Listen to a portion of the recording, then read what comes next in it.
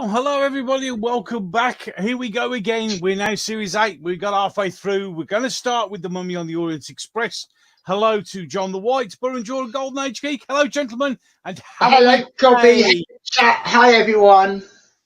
Oh, here we right, go. Have we got anyone in at the moment, Cobby? Is there anyone there? Clearly, Yes.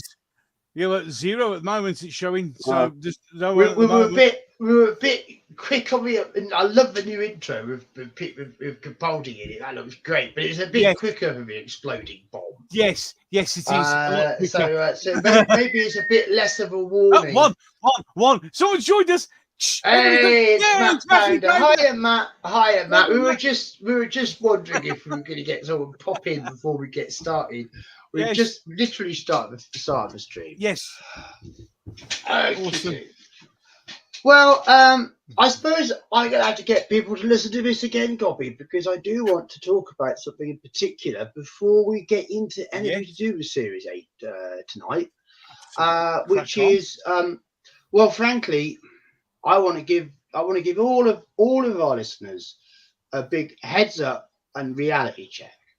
Because if you haven't done it yet, you need to pay attention to what's happening over at Disney. Yep. Because, I mean, well, we know that Disney's been losing money for quite some time. We know that Disney had a series of flops. We know that Disney's doing massive cuts. But now we have an extra situation in that the Writers Guild of America has gone out on strike. Yeah. But there's no such thing as a crisis that can't be turned into an opportunity. Indeed. And the movie studios are doing just that, because the writers going on strike is giving them a massive excuse to get out of all the crapulous rubbish deals that they've made. Oh, hi, Sadako. In the past few years. Sadako, quick recap. I'm just starting off tonight. I'm basically starting off with a warning that Doctor Who fans need to pay attention to what's started to happen at Disney. Because I'm just about to explain. You see, Willow was a film made in 1988 with oh gosh, what's the chap's name? He was in Nightmare in Silver. Warwick Davis. Warwick Davis. Thank you. I completely blanked there. But Warwick Davis, of course, starred in Willow. He starred in a lot of these sort of films. You know, from his beginnings as an Ewok in Return of the Jedi up until appearances in Harry Potter and so many franchises. Right, Warwick Davis. Thank you. Yes. Yeah, so they brought him back. It was, making a series, carrying on the movie. Okay, this only came out 5 months ago, and was launched as a flagship Disney Plus property. Now, it flopped unbelievably badly, because when your hero is only 3 foot at the start, emasculating him further is especially cruel. It's not good, is it? And Willow was only allowed to actually be Willow, i.e. the character people remember from the film, in the very last episode. And episodes 1 to 9 of the series were basically the stunning and brave LGBT discovery lesbian adventures of 2 brave girls. That's the one. Who did Willow down at every opportunity. Oh, massive. All the way along their journey. So, you know, it's not surprising, but even amongst the target audience of people really mad about Willow, who really love Willow, this thing, you know, it fell over harder than Ring of Power. God, yeah, massively. Now, the way that Disney set up their deals was especially asinine, because it doesn't pay creatives for results. Right. It only pays them for the amount of content they put on the network. So if you produce 2 hours of content, it doesn't matter if it's great content or terrible content, you get paid. Yep. Do you understand why Writers Guild in America has gone on strike? Just slightly, yeah. Because this situation is completely unsustainable, where Disney is losing, count them, $1,200 million a month. Yes, they're hemorrhaging cash at the moment. Absolutely. Well, I'm going to say that number again. I want everyone to get this number: $1,200 million a month. That is the current loss rate of Disney Plus. It's enormous. It's massive. It is just unbelievable how bad the streaming services, the situation they're in. The whole thing reminds me of video games. Yeah. Because when the Atari 2600 came out in the end of the 70s, you know, for the first time you could play Space Invaders and Pac-Man at home, right? And it was a boom. But with the boom came a massive bust because there was no quality control and most of the games were terrible. As a result, the bubble bust and the video game industry shrank to 10% of its previous size. Well, as you can see, the industry rebuilt itself. And as you can also see, it couldn't have carried on like that. People lost faith in it because the product was bad. Well, how is that dissimilar to Hollywood today? Exactly. Because what Disney has just done is shocking and should break anyone's illusions about Doctor Who being in any way brackets safe because it has a Disney Plus deal. Because what Disney has just done is, in order to get out of paying the residuals to the idiot creatives who made it, they have deleted Willow from their server completely. It no longer exists. You can no longer watch it. Therefore, they no longer have to pay for it. Yep. And the reason that this matters is because Disney's been losing so much money in the past year, their stock price has been taking a big hit. Now, Disney has committed to buy Hulu. It has indeed.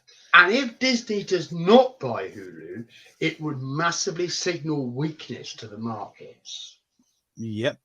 So above all else, Disney must buy Hulu, or Disney's going to have a lot of problems with its long-term investors, right? But Disney could no longer buy Hulu in the same way it wanted to, using shares, because the shares have lost so much value, which means they've got to make it up with cash, which means they've got to write off as much crap as they can as a tax loss, and then Matt will give them the liquidity to buy Hulu. Yeah. And as a result, because it's hard business time, it doesn't matter how much LGBT pandering praise Willow got, it's gone. It's gone. In the same way that Warner Brothers completely ditched Batgirl. Yeah. Yeah. Yeah. Yeah. And you know, those of an LGBTQ disposition are already very alarmed that this involves a big retreat. But the thing is this, there's a genuine social pushback now happening in the US. Massive pushback. It's big. Yeah, it's massive. Absolutely massive. Budweiser, Bud Light got savaged. Just a week ago, Target, which is a big range of retail stores in the United States, they've been battered. They put out products like transgender kids' clothes with tucking pouches and breast binders and badges that, no joke, this by the way, badges that say Satan uses they, them. Yeah. Crazy stuff to sell to kids. Madness. Yeah, so they did it, and as a result, Target has just lost $9 billion in the past week. Yep, the pushback is LGBT real. has become toxic to a huge chunk of the American consumer market, and this is bad news because if it gets written off as LGBT, they just won't bloody watch it. Nope, exactly. And this is the shitstorm Doctor Who is now sailing right into. Are you kidding me? Russell T Davies. Yeah. No, sailing into. No, what I mean is sailing in. No, I know, but I'm saying sailing into. Go on Twitter, right? Well, fair enough. But... every single Doctor Who fan on Twitter, and I mean every single one, is either gay or trans. Every single one. Like, there's not a single. And like, they've just done a magazine. Well, of the Whittaker era, certainly. Yeah. They've just done a magazine that's, LGBTQ special. They've like cast a drag queen, and I'm pretty 100% sure that the next Doctor is gay, and Neil Patrick Harris said his Doctor's gay, so Yeah. like I mean, it's. I mean, I agree with. there's two sides to this. Mm. The first side is that if Doctor Who is seen as LGBT, which it is going to be, it's immediately going to fail with a huge chunk of the target audience. The second is that no matter how well Doctor Who performed is performative for any ethics and diversity targets Disney may have, it will still get axed on a dime if it doesn't bring in confirmed numbers of extra subscribers to Disney Plus. Yeah. I Well- believe, but my warning to fandom tonight is that I believe we must prepare ourselves for the 1997 scenario. But the new version of the show will be a success in the UK, but will fail in the United States. I don't think it'll be a big success in the UK, to be honest. I think that the whole thing. Looking like that's the best we can hope for. Yeah. Because we don't have this boycott thing, but once Americans get on a boycott wagon, you have a hell of a job getting them off it. They like a good Oh, they God. really take a boycott to heart. Oh, they love a boycott. Mm. We don't really have that here. No. It'd be a couple of days and give up. But when they took again it, they really took again it. I mean, Bud, you cannot give Bud away. Bud Light's dead. Well, you cannot give it away. They're trying everything. You discount it down 80%, it's still sat on the goddamn shelves. People won't buy it to throw it down the drain. I see. Sorry, Karen.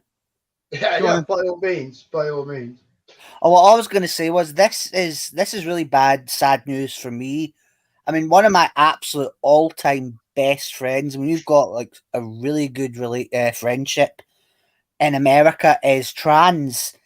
And I do worry about this pushback, but here's the thing: like I've been saying this as far as the entertainment industry, I'm aware America's got like other deep-rooted problems. No offense to any Americans, I think that like America's practically a failed country at this stage. But like looking, but I've been saying this for years that like things with we reached a stage, things with LGBT people in them were not automatically flops. I mean, again, you can look at things like Xena.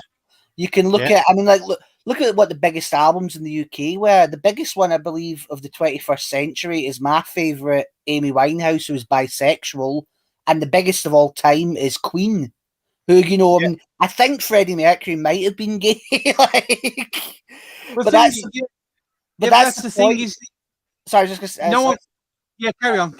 And that's what I was going to say was because the point is that LGBT people, that wasn't the problem. But I always said it was the way these people brought them into things. Like they'd have characters who had nothing to their identity but being LGBT. They'd have them insult like all white male straight characters. Basically, like they shit stirred with these characters and they used them as tools for their own ego. The writers, who are often straight, by the way. Yeah, exactly. And as a result, they stirred a lot of shit up, and which gave a lot of bigots a chance to really kind of like jump on that bandwagon and rile other people up. And now, as I said, it's got to the stage where actually like it is difficult. It is going to be difficult to have just an ordinary LGBT character because people are going to. If you thought that was bad enough, let's put this on top. It's election year next year. Oh God! And woke will be right on the absolute front lines. Oh, Jesus Christ. Yeah, it is. It's better when you say it.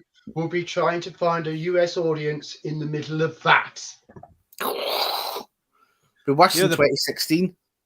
Yeah, but the problem is, let's be honest, there is no US audience now for Doctor Who. Well, it is. I mean, I said trying to find one. Yeah, I mean, there isn't one at the moment. I agree. It literally died in America. Here's your final nail in the coffin that should have your chill go down your spine. Willow was made in Wales too. Yep, it was. Jesus. So I hope I've painted enough of a picture of why everyone needs to pay a lot more attention to what's happening at Disney. But we must crack along. We don't have all night. No, we do not. I trust that's been interesting. But you Mm. know, So just one last thing I want to say that I agree with all you guys, but what I was saying was, remember, I've been saying this for years that it's going to lead to a bad backlash against LGBT people, and that worries me. And I remember when I said exactly that, among other things, on and I've been banned from so many forums, and I've even been fired from some like geek publications for saying that. So it just goes to show you these arseholes, they've helped create this homophobic monster, I think, that's, you know, going to destroy any representation. I said it's going to undo what people like Freddie Mercury, Amy Winehouse all did for decades. It's going to rattle us right back to the fucking 60s. but for every action, there is an opposite and counter reaction. And on top of that, you know, once you give people an inch, they take a mile, and that goes both ways. Yeah, So absolutely. let's say that there is a genuine concern about promoting trans surgery to kids. That will be taken, and there are people who will run with that a mile and say that anything gay has to be banned. You can already see Oh, the yeah. signs of that. Yeah, sadly. But the point is, if you don't create the reaction, you don't get the counter reaction, and it's years of winding this all up. Now this all has to play out socially, and I agree it's going to be hard. Because I only hope that at the end of it, we manage to get somewhere back to the peaceful, settled consensus we had before things started to go completely nuts about 8 years ago. Yes. You know, but those of us who believe in it, must stand up for it. Yes, I have to agree. Yeah. You know, it's a bad situation. Again, it's another prime example of a tiny vocal minority ruining it for everybody else. I think the day has come. Sorry, Gobby. The day has come. We must ask the question: is Nkuti Gatwa the new Paul McGann? Oh. I think he's lucky to be the new Paul McGann, to be honest. Like, I can't imagine if he's going to be, you know, as like there's going to be as much goodwill in the Wilderness years, because let's be honest, the fandom's not the same. Would he behave the same if he was treated like Paul McGann? More likely not. Well, you know, more than likely not. You know, decent. He's a decent egg. He's Paul McGann. He put up with a lot of indignity. He did. He did indeed. Right.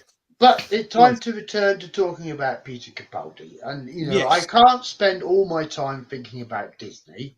No. You know, sometimes I think about my dear old mum. And how nice it would be to see her again. Yes. Maybe take a trip with her. I'd really like to take my mummy on the Orient Express. Oh, I knew it was coming. See, I didn't. I was thinking, oh, that's sweet. No. I knew it was coming. As soon as he said take a trip, I knew it was coming. I had to work for that one. So, look, things didn't go very well between Clara and the Doctor last time in Kill the Moon. She got a bit cross that he left her to it and dumped the entire fate of the human race on Earth for them to ignore what all the windows said anyway, because she knows better because she's Clara. Yeah. So they decide they'll make up and they'll have a nice time out. So she goes on a trip with him to the Orient Express, which is not the Orient Express we know, but in the Space Orient Express, travelling the Space Orient, I assume. And, you know, it looks ever so much like you'd expect with a, you know, Edwardian kind of railway carriage kind of look, kind of vibe, despite the fact it's actually a very, very, very whizzy spaceship or space train. But there's something a bit odd going on. And at dinner, there's an elderly woman who suddenly seems to pitch up, all terrified, scared she could see something coming towards her, and then just probably dies. Yeah. Which is a bit odd. And this continues to happen. And not only that, each time it happens, it takes exactly 66 seconds from somebody appearing to see something that nobody else can see to suddenly die. And, well, it seems to match a legend of this creature with this dread power that if you see it, you die 66 seconds later. And this is indeed the mummy of the Orient Express. And the Doctor and Clara dig deeper into this, and the Doctor himself becomes a target of the mummy, because he's worked out that it's a long dead soldier using phase shifting technology following a program. And the Doctor defeats it by surrendering. And the train's occupants are saved and the mummy resets. And thank goodness for that. Oh, whew. Gosh, that really was a bit of a one. But I remember Doctor and Clara have a chat about if he's really just cold-hearted, doesn't care about people. But she decides that she's not done with him yet and they should have more adventures together. That is the rough outline of Mummy on the Orient Express. Yes. So who wants to give us a response to this one? Who wants to start? Ooh, who wants to have a shot first? I'll tell you what, let's go Golden Age Geek, because we haven't heard from him for a while as he's been listening in.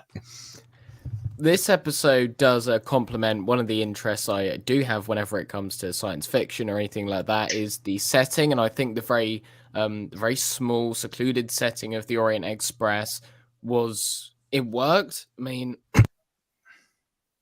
sorry, my voice is still a bit screwed. I thought you were going to almost with the mic again. The guy's probably his microphone again, yeah. So I like that setting, and I'm always a big fan of the pseudo historical settings that they always have in Doctor Who, so that worked very well. I do think that this episode does kind of get bogged down with the relationship drama. I think that takes up just a little bit too much time. Of course, they have to address it, but I think it does kind of take away from the main premise of the soldier.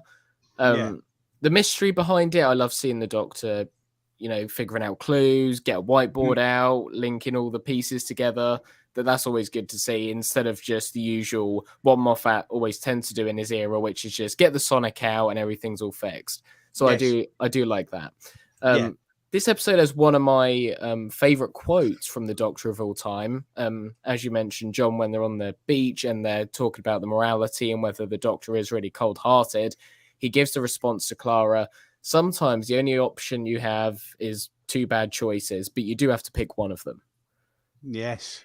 So sometimes the only choice, and they're both bad, but you do have to pick one of them. Pragmatist after my own heart. Buffy did a bit like that, just to bring up. It's in that one where there's the guy who's dying of a brain tumor, and he's going to hand over to Spike back when he was evil. And I think she says those exact lines, because either he can choose to give her and these other innocent people up to Spike and become a vampire and survive, or he can, just die. And she says that you've got a choice. It's not a good one, but you've still got one. It's kind of like that. There's a little confusion in chat, wondering how did it actually end again. Just to reiterate, the Doctor works out it's a soldier and he surrenders, thus ending the war. And the mummy actually, remember, the mummy salutes to him at the end. Yeah, he just gives him a salute, and that's it. Yeah. Don't remember that. And then disappears. Yeah. Well, that's what happens. Lied to me. No, I'm going to tell the truth. No, that's the Buffy one. Sorry, I didn't mean to interrupt. Golden Age Geek, carry on. No, I can't exactly remember the name of the guest star. Is it Frank Skinner? Is that yes, it's Frank Skinner. Yeah. I mean, I think he's okay. I've seen a lot of shows that he's on. He seems like a very nice, chirpy guy, and I appreciate the role that he has in this episode. I did hear that he wanted to stay on for a bit longer, and you can kind of see the threads in this episode, how I feel as if they were not setting up a return, but they were leaving it in a way which there was just an instant chemistry between all the characters, and you felt as if this was a character that could potentially appear in some more stories. Yeah, I see where you're coming with that. Yeah, I did see that. Yeah, but Frank Skinner's a nice bloke. I mean, he's had his issues, but he's a fun guy. But interesting. So, Burunjor, what do you have to say about this? Well, Golden Age Geek kind of summed up what I feel. This isn't, one of my all-time favourites, but it's a good enough episode. It's certainly one of the absolute best of this series. And yeah, I mean, I agree with him that there's a really good concept there. I mean, I'm also a real fan of Egyptian mythology and mummies and all that. So, I mean, I always like seeing that type of stuff brought into sci-fi. I mean, this isn't as good, obviously, as Pyramids of Mars. That was the ultimate, like, Egyptian horror story. But still, yeah, it's a decent enough one. And I do agree with Golden Age Geek as well that it gets a little tedious focusing on the relationship part, and I don't like the way. I mean, ironically, some Capaldi era fans deny this, but there was intended to be a little bit of a romance between the Doctor and Clara in this one, which I did not like. I think that's really ill-fitting and terrible for Peter, and it's proof as to why I think Jenna Coleman should only have done one series with him just to bridge the gap and then fucked off. You know, like there's the problem with him and Jenna Coleman. I like both of them as actors, but they don't match because they're too different to just be friends. He can't be like a father figure to her because Matt Smith wanted to, shag her. Yeah, exactly. And obviously you can't keep that up because, well, it's kind of creepy. It's just a bit, because we've had a major age shift, haven't we, in appearance? Yeah. And just to say to Sadako said he doesn't see it, is that was what Stephen Moffat himself said about the writing. He said that was, what he intended, and even Peter Capaldi said that. So yeah, I'm afraid that was what it was meant to be, and it's bad. Of course, just this last week, we had discussions in fandom about Clara being bi. And I mean, I was just sitting here thinking to myself how different it would be if I mean, basically there was a big gap between Series 8 and Series 9. So Moffat didn't want to be bothered. Jenny Coleman could plan around it, so didn't need to take another job.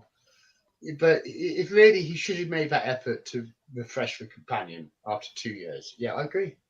But where would we be if Clara had a happy ending with Danny Pink?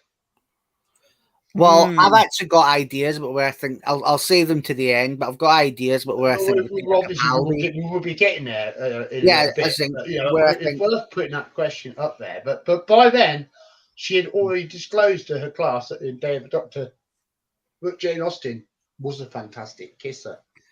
And no, sorry, that's not Day of the Doctor. That's The Magician's Apprentice. She says that. And is that? Oh, hang on, I've got my wrong classroom scene. Yeah, it's The Magician. Well, even though she will shortly disclose in the following season opener that Jane Austen was a fantastic kisser. So, this whole question of Clara, I mean, I think it seems like Clara's relationship was deliberately kept vague. Perhaps to try and play both sides a bit. Well, but in the end, it's left us with a bit of a mess of a character to look at, isn't it? Because she's different whatever season you look at. Yes. So, just a bit. Who is she really? I never felt I really got to know. I think she probably was meant to be bisexual because there's plenty in there. Jenna Coleman including looks in Mummy of the Orient Express. There's a character she's comforting in this, and there's definitely looks going on that were picked up by the shippers of the day. I know, but the other thing as well to mention is Clara. Jenna Coleman rather. She's kind of a bit like Lucy Lawless in that both of them are straight, but they always tend to play bisexual characters. Like Jenna's character on Emmerdale was bisexual. She's also Joanne Constantine, who's bisexual. Yeah. So like Lucy Lawless, all of her main biggest she characters. Was relatively safe ground with Queen Victoria. Yeah, fair. If it's a historical one, That was just unabused. But like normally, I mean, obviously, not every role they do is going to be, but like, point is their biggest roles, and if it can, they usually because they've both got quite a big bisexual audience. I mean, it makes sense. Let's be honest. If there's two women that like the guys and the girls both want. Like, but so that's they've got big bisexual following. So I'm going to say that Clara is bisexual, but it wasn't a big deal by that point because we'd already had, you know, LGBT leading characters. So, and I think if they wanted to make it like, you know, a big deal, that would have been worse, actually. I think for once, Stephen Moffat actually did the right thing as far as representation goes and just had it be a part of her character. I'll say this, and of course I can only speak for myself, but you know, obviously I don't have any prejudice against any group of people. But I will say that the thing I hate the most is sorry. The thing I will say is that the thing I hate the most is grouping of people and everything's given a term. And I don't particularly like that. You know, everything, because here's the problem. When people start throwing around terms, you get people on loads of different extremist sides who will try and apply that term to as many people as possible as a way to claim them. And I don't really like the idea of people doing that. So, you know, when people are saying, oh, look, Clara's bi, it seems more of the fact that they don't actually care about the character. It's just, oh, look, this agrees with me. This is a term that I'm, you know, associate myself with. So that's the problem. Of course, I don't care, you know, what anyone does or anything like that, or what it was hinted at with the characters. It's just this idea of claiming people by associating them with different terms. Me and Gobby established in our anti-white bias stream that the BBC's diversity policy came in at the start of 2011 and therefore started to impact Doctor Who from series 6 onwards. So hinting with Clara's sexuality across series 8 and 9 was part of trying to meet those demands being made on Doctor Who. And I suggest that what actually happened was at the end of it, they went, Clara wasn't definitive enough, do Bill. God, look what happened with Bill. Know? Because that's what happened with the diversity program. Great, well done, do more every year, do more. That was what they were always being pushed into. That's what Moffat acted as a bulwark against until he finally vacated the role. And that's what Chibnall just fell over to. Yeah. And that's why anyone hear me? What we got. Yeah, I can hear you, Burren Joe. We can hear you now. Sorry, not sure if you tried to say something a few seconds didn't mean to interrupt. Carry on. No, that's all right. Okay. Yeah, but I mean, that's generally the picture, isn't it? Yeah. But let's get back to Mummy on the Orient Express. I mean, in terms of how I enjoyed the episode, I think it was a great, I could keep watching this episode. Yeah. And a classic bottle show setup, lovely production values, and a nice song by Foxes in the middle. So there was a lot here to make an audience happy, and the audience certainly reacted strongly because the AI was an excellent 85. Yes, it was. It was very good AI. Also, the audience went up on the previous week by 200,000. Yeah, it did. So, you know, all in all, good stuff. Well done. Doesn't set the world on fire. I don't find it an episode I especially think is rewatchable, but it's a very good standalone story from series 8. I think we could just move along because we have a lot to cover. So I'm just going to give it a score now. I'm going to go straight with a B. Right. Well, I'll go for a B also. I actually quite enjoyed this one. Just to throw my little oar into the LGBTQ thing. Why does it matter? Why does it matter what sexuality a character is? Because no one cares. But until they make you have to care by making it so brutally important that they have to be acknowledged as such. I don't care I don't care anything about my character. My character's good. Really not fussed, really not bothered.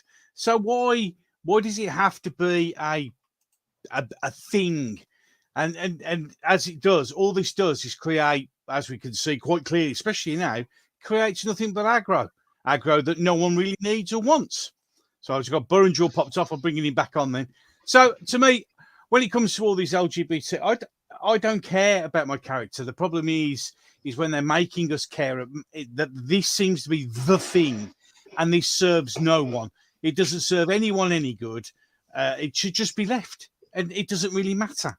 But that's my point of view on that. And as I said, a B. I enjoy this one. I can watch it over and over again. So that's all that needs to be said on that one. So there you go.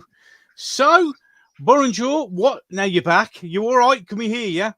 Yeah, I'm really sorry, guys. That don't worry, the last few minutes, well, I've maybe just like I've maybe been interrupting. No, you're fine. Because as I said, it's been throwing me on and off. So it's hopefully I think that's it settled now. But God, go for it. Go for it. So the moment is good. Strike now. Right now, what's your score? Well, I'd give this an A. Overall, I think it's a pretty perfect story, not like deserving of a A+. But yeah, it's as good as you can really get for this era in the show. So yeah, I'd give it an A. Fair enough. And Golden Age Geek? I may just go and give it an A-. Ooh, nice. Ooh, so we're still all up in the high level, A's and B's. Yeah. Us older fans a little bit more reserved. Yes, just a bit. Probably, but I don't know why it was really, but it doesn't. I can't feel it's more than a B. No, so John, I was off. Right with it as a B. All right, I was just going to ask what you thought of it because I was off. The stream. Oh, I see. Oh, well, I won't repeat. I didn't have any serious criticisms of it. It does its job efficiently enough and all of that. No. Yeah. I've got one final thing on the topic of gay representation. Yep. Just a little aside, really, but I mean, the world was quite a lot more sheltered when I was growing up. I mean, I went to a reasonably large school for the time, but yeah. I can't think there was anybody that I went to school with who identified as gay. No. In my whole year, I can't think that there was one that I was aware of. No. It doesn't mean that people weren't gay. Of course. No, exactly. Of course they were. But the thing is that the culture was really quite different. Yeah. And I remember I went to a party, just as you do. I didn't know whose party it was. I just turned up there. And it's, I was about school age. And it was being run by a guy who had a boyfriend who was double his age. He was, what you'd now call a twink. And they were both really into Doctor Who. And they had the VHS of Robot, which they had on at this party. And I mean, it did give me an insight into how there are people who see Doctor Who completely differently to how I did. Yeah. Because they were talking about Robot with their gaydar on at this party. But obviously, to me, I've never looked at Robot that way before, and I've never looked at Robot that way since because I don't work that way, But it's that we used to all be able to take what we wanted from things without having to put any of it in anybody else's face. Exactly. Exactly. If a fan fancied Perry or Sarah Jane Smith, they didn't have a big movement about shipping them. Exactly. Shipping is really ruined. It was just a private fan thing. I've liked that character, a private little dream for him, but he never felt the need to try to say this is what this is. Yeah. But since we've got into this culture of validation, that's all it is. And that's where the problem lies. Yes. That's where the problems lie. And until we learn to stop seeing each other's differences and all just enjoy the same thing in all of our own ways, it will continue to be a friction in fandom. Absolutely. Because acceptance and tolerance only works when we all do it. Yeah, exactly. Yeah. And this is why when people create all these different terms and like to associate everything with these terms, if something doesn't say, well, this is supportive of such and such, it's immediately classed as an enemy. Like, oh, you're not supporting us. Well, if you don't acknowledge us, then you just want to just get rid of us. And that's absolutely not the case. Yeah. And on the point of, fandom today, all this shipping is absolute nonsense. I absolutely hate it. But also if you go onto sites like Pinterest and DeviantArt, some of the fan art on there of characters is absolutely awful. Or in other words, if you don't go on DeviantArt, because if you go on deviant art, it's a fair clue about what you should expect. Definitely not child friendly. I will say, it's funny though. What you guys all say But I is will right. say this: deviant art portrays Yaz as no better than she is. Well, this is true. To be fair. But I agree with you. That, like, if you're not if you don't want this stuff crowbarred into absolutely everything, they'll accuse you of being anti. Because it's like, I don't want the Master to be the Doctor's gay lover because I think it's out of character and I think it undermines his continuity. At the end of the day, I've been told I'm homophobic. It's gay people and trans people who are going to suffer the most from whatever social wobbles now have to play out. It's awful. The unfortunate truth. It's terrible. It's terrible. The situation. Bisexuals are sitting pretty. They just have to sit it out. They end up with winners, whatever. Yeah, but it is. Yeah, the bees always get an easy ride, but no one ever seems to want to talk about the bees because everyone wants to be their friend. You know, so they get it easiest. But the elves have been having a terrible bloody time. Yes, absolutely. Absolutely. It's worse than anyone else, I would say, at the moment. Yeah, They've been losing the most ground, the worst, with the least support in society, I would say. Yeah. So, you know, it's bad times. It never had to happen. No, and it's our lesbian, gay, and trans friends who will be suffering the most. So we need to be there for them. At the same time, we need to be realistic and recognise that the word cis means normal.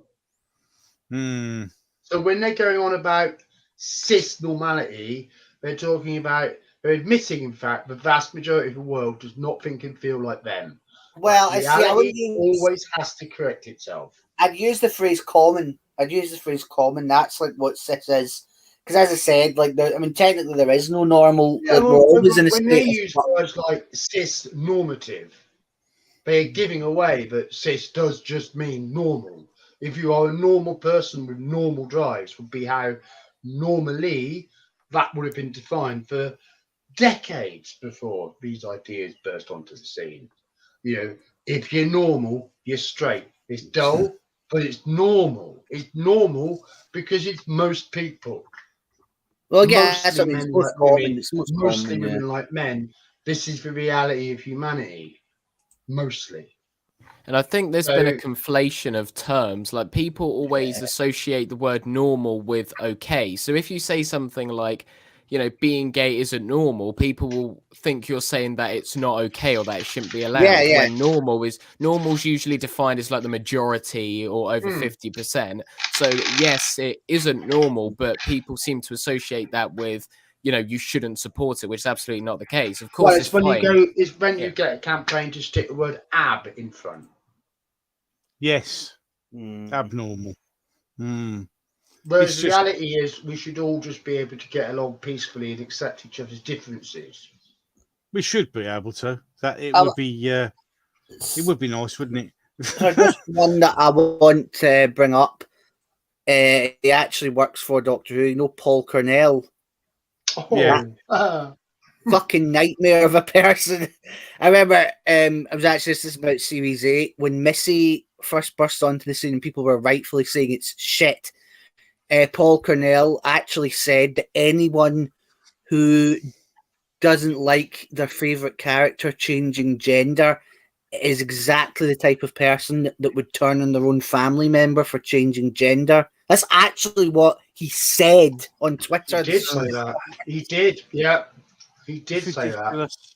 Yes, I despise Missy, and I was in a relationship with a male to female trans person, so that alone shows he's talking out his arse like always. Yeah, but the thing is, that relationship for you was real. You've had a real relationship with a real person who really was trans, right? Which is far more meaningful than the crapulous way in which people have been pressured to, you must have sex with a trans person or you're a bigot, you know, all of that stuff. Oh, but that's I mean, ridiculous. I can imagine how that must wind you up because you know so much better. Oh You yeah, know, no, and by a I- lot of trans people have said that like they understand that they're a very niche like thing to be attracted to, if you know what I mean. Because like and most of the people obviously, yeah. involved in pushing this are not trans. Yeah, that's what I'm saying. Paul Cornell's not only a straight guy, but Paul Cornell, remember, did you see what Lawrence Miles wrote about him saying, calling him Shagger Cornell, who only does politics to get laid? That's Paul. That's the reality of that prick. Like, he's not With gay. his He's teeth, not trans. I'm not surprised. Oh God. It's a smile only a mother could love. Oh yes, yes, this is true. This is true. Well, Anyhow, I won't go into his teeth, you know. we got need to restore our focus, gentlemen. As fascinating we as are. this discussion is, if we don't get our back on our mission, We're going to run out of time Series again. 8 is going to flatline. Oh, there it is. There it was. He worked it in there. Oh, I found this episode fascinating.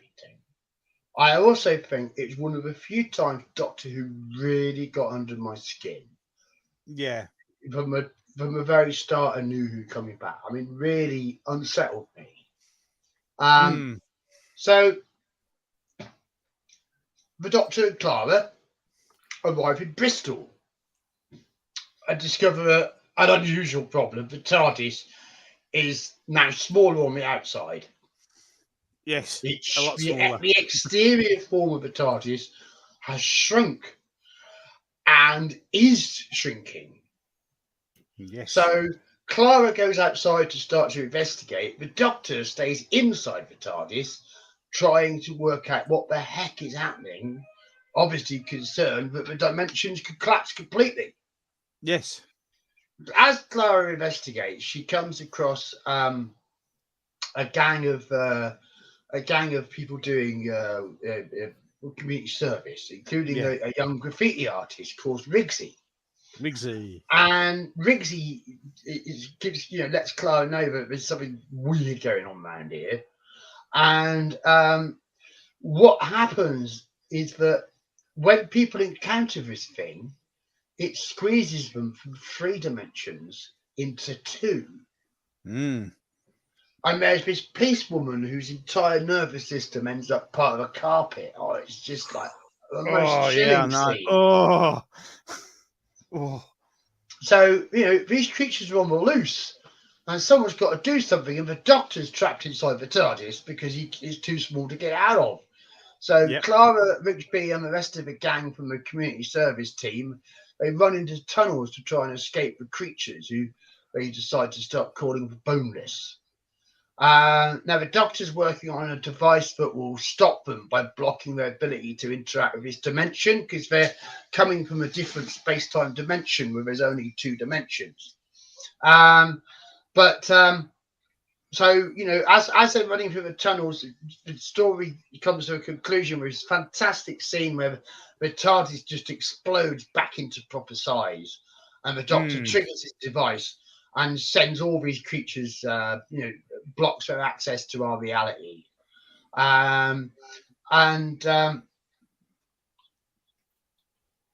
That's basically it. It all works. They send the bonus back, and the threat is averted. End of episode. Yeah. It's a good episode. I thought it was a brilliant episode.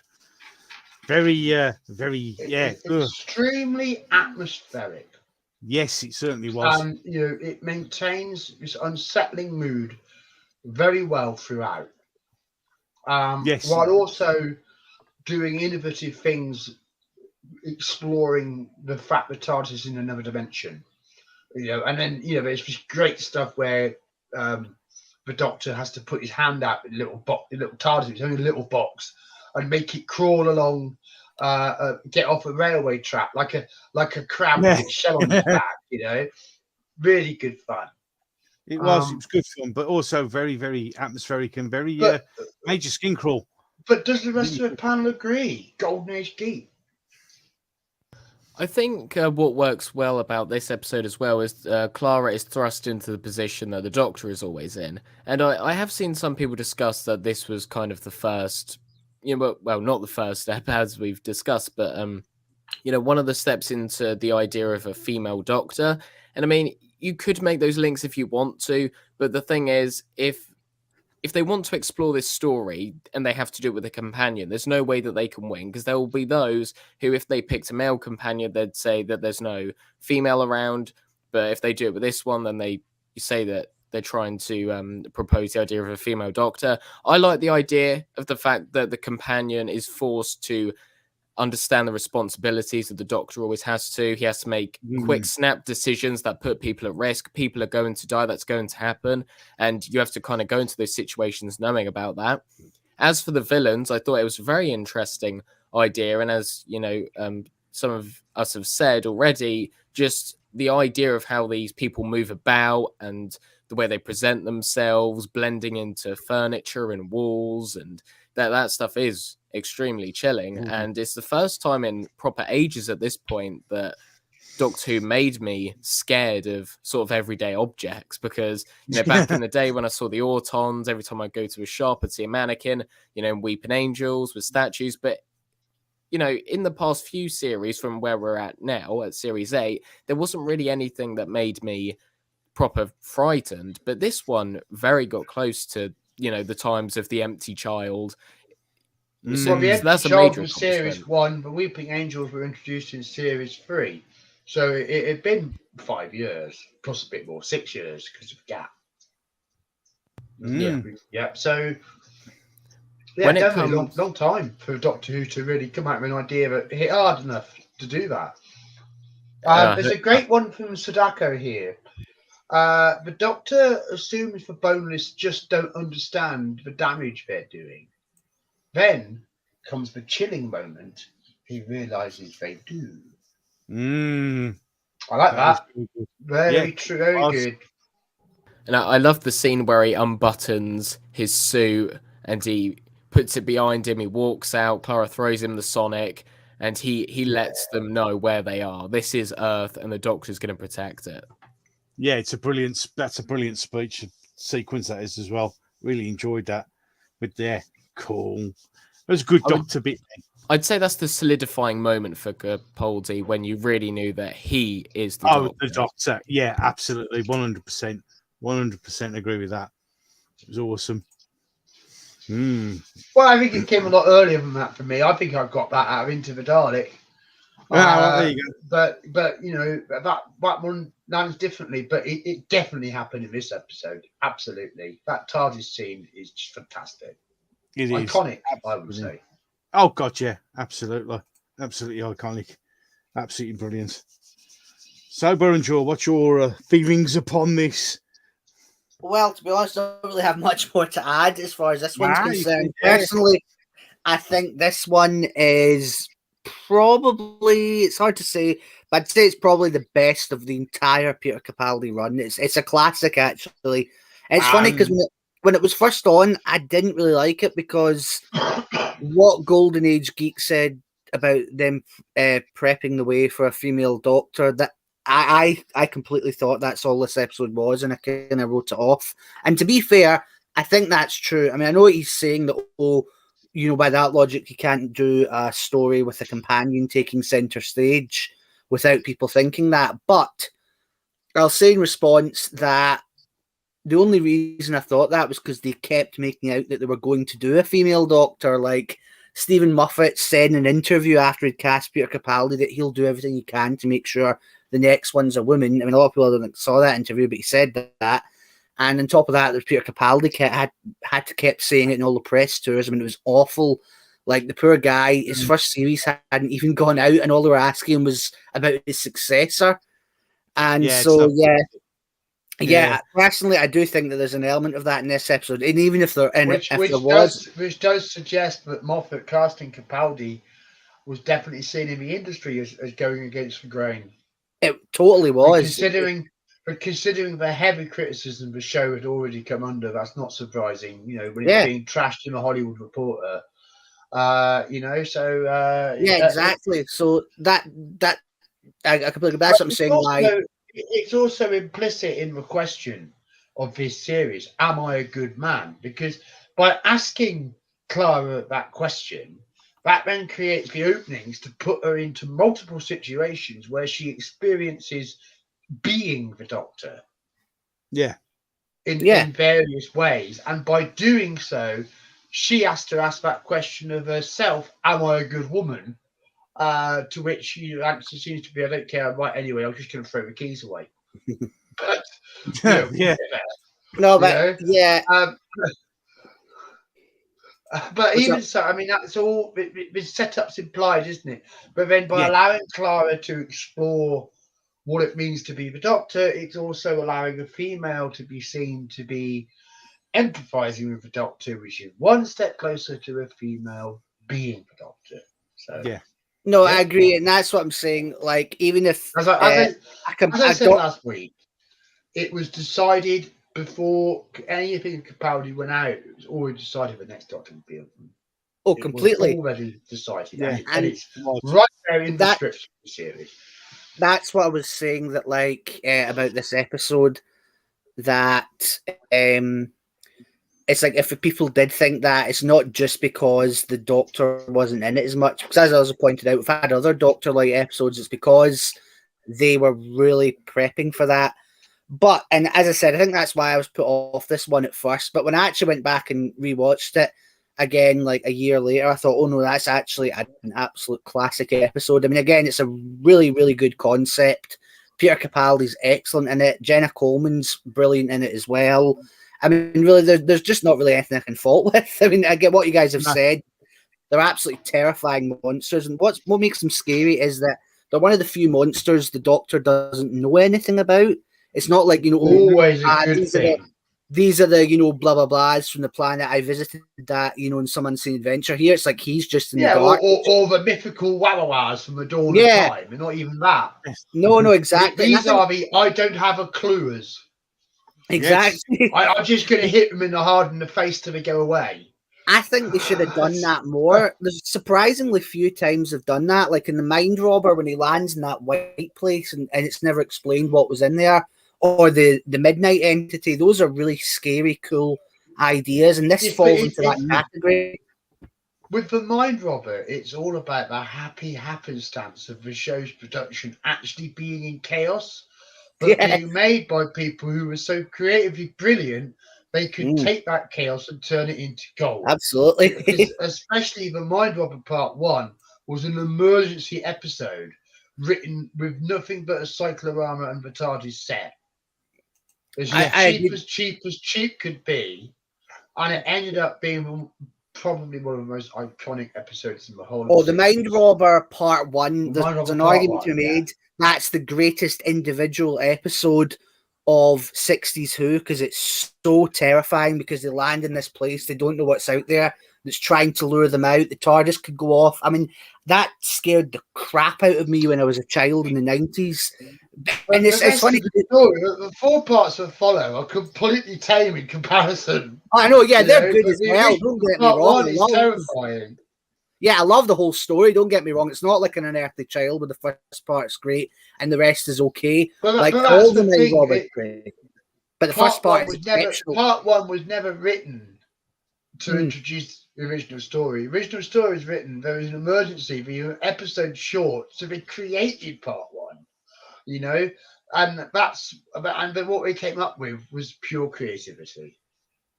So I went off there just for a Unfortunately, second. that's not what we got out of Flatline, but it's still very, very good. I mean, I feel we've had a good chat about the story. I find it interesting that with both Mummy on the Orient Express and Flatline, I feel like there isn't that much to talk about compared to other stories we've talked about. And I think they are much more straightforward, linear stories than others that we've seen. But I think it's the atmosphere, especially in Flatline, that really makes up for the sparsity of the script, because the direction has filled those spaces with tension. Yeah. It's the direction lifting this as well as the writing. and it ends up a very nice standalone story. I think A. Mm. And I'm actually going to concur with an A. I thought this was the best one of this series for me. In any case, I really enjoyed It's the most adult story of Series 8. Yeah, yeah, yeah. And as we've said, as you've all said before, the fact that this was one of those times where even the Doctor hadn't really got a clue who these people or these creatures were, that made it so much better because you were there while he was figuring it out as well. So that just made it It's brilliant. putting adults in a situation that you just know would credibly be truly terrifying. Oh God, yeah, absolutely. Being chased down the tunnel, against things you can't fight back against, but you can't even understand, and that kill you in the most horrible way. Oh, terrifying way of going. Terrible way to go. So yeah, so an A for me. Who wants to die being crushed into 2 dimensions? Not really. No. Ow! No. Oh, it's gonna hurt. It's gonna leave a mark. It really is. And it's also the creature's contempt and malice for our dimension. Mm. They give you the feeling that they are an evil force. Yes, absolutely. Absolutely evil. Completely evil. So yeah, so there you go. And I loved it. I thought this was brilliant. How about you, Borinjor? A+, really the best of Capaldi. Well, Yeah, you've already said it's the best of Capaldi. As if you can't give this an A+, Capaldi's in trouble. He's in trouble anyway, but not from me. From Stephen Moffat, he's in trouble in a couple of episodes' time. Golden Age Geek, what's your summing up and score for Flatline? I'm a little bit undecided between B+ and A-, but discussing this episode, it's actually made me quite eager to go back and rewatch it. Yeah. I will say, out of all the episodes we've discussed, just adds a little bit of appreciation to it as well. Because I just remembered this. There is a portion of the episode where Clara needs some equipment and she doesn't have it, and the Doctor, we see a new area of the TARDIS. He's built himself a little workshop, so he's got like a wooden desktop, and it's underneath the TARDIS console, and he's manufacturing loads of little gadgets. I like that part of it. And also the one bit that made me laugh was when the TARDIS gets put on the train track and there's an incoming train and he has to move it with his hand, so it's open the doors and little squeezing the doors open, get his awesome, absolutely awesome. Yeah, so there you go. So that, I think we could quite rightly say that we all enjoyed that one. Yeah, we did. Absolutely. Absolutely.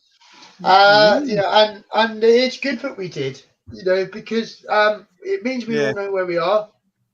Because the alternative would be that we'd get a bit lost, like we were wandering in the forest of the night. Oh, yeah. The forest. Oh, dear. Yeah. The forest. Oh, God. Yeah, I'm stretching it, boys. I'm stretching it. Don't ask me what I'm going to call with the dark water.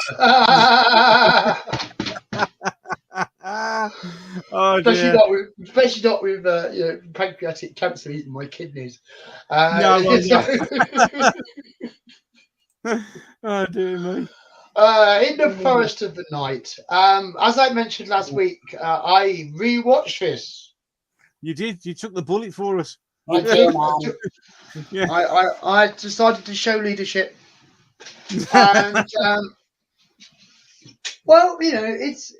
it's an interesting story because it starts off on a nice afternoon, and Clara's got a student who's part of this big group of students, but she and Danny are taking for a sleepover at the British Museum. And in the course of this sleepover, this one student, Maeve, wanders off. As you do. And upon hearing Clara's thought form, Maeve knocks on the door of the TARDIS, and the Doctor answers. And then goes, why am I here? What's this big forest? And she goes, you stupid man, this isn't a forest. You're in the middle of London. This is Trafalgar Square. And the Doctor goes, what? And she goes, yeah, look, there's a statue of a lion. What? That's the start of the episode. Yes. The twist is, but without the Doctor even realising it per se, the entire world has turned into a forest.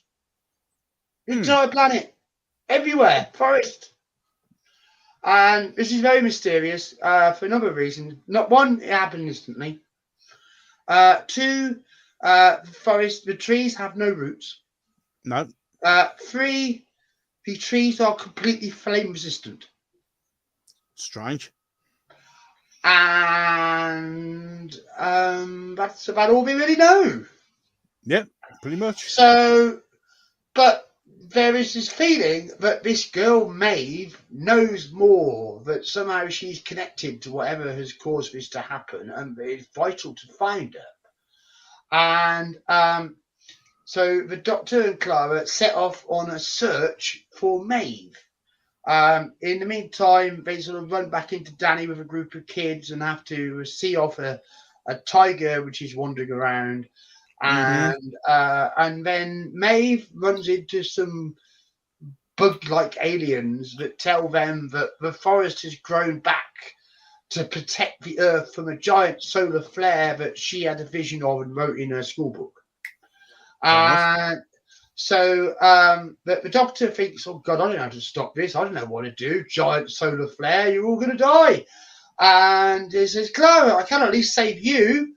As she says, nah, I'm going to die with the rest of humanity, thanks. So the Doctor goes off and is a bit sad in the TARDIS. And Danny isn't really listening to this end of the world stuff and just decides to look after the students and make sure that they get home safe. But only at the last moment, the Doctor realises it's all going to be all right. Other trees are going to protect Earth, which is exactly what happens. There's a giant solar flare. Nothing happens to the Earth because of the trees, which all then disappear. And then Danny tells Clara that he wants to know the truth about going travelling with the Doctor, and that he's not been being told the truth, and he's not happy about it. Yep, that's pretty much it. Wow, not a great episode. What I really liked about this episode was the kids.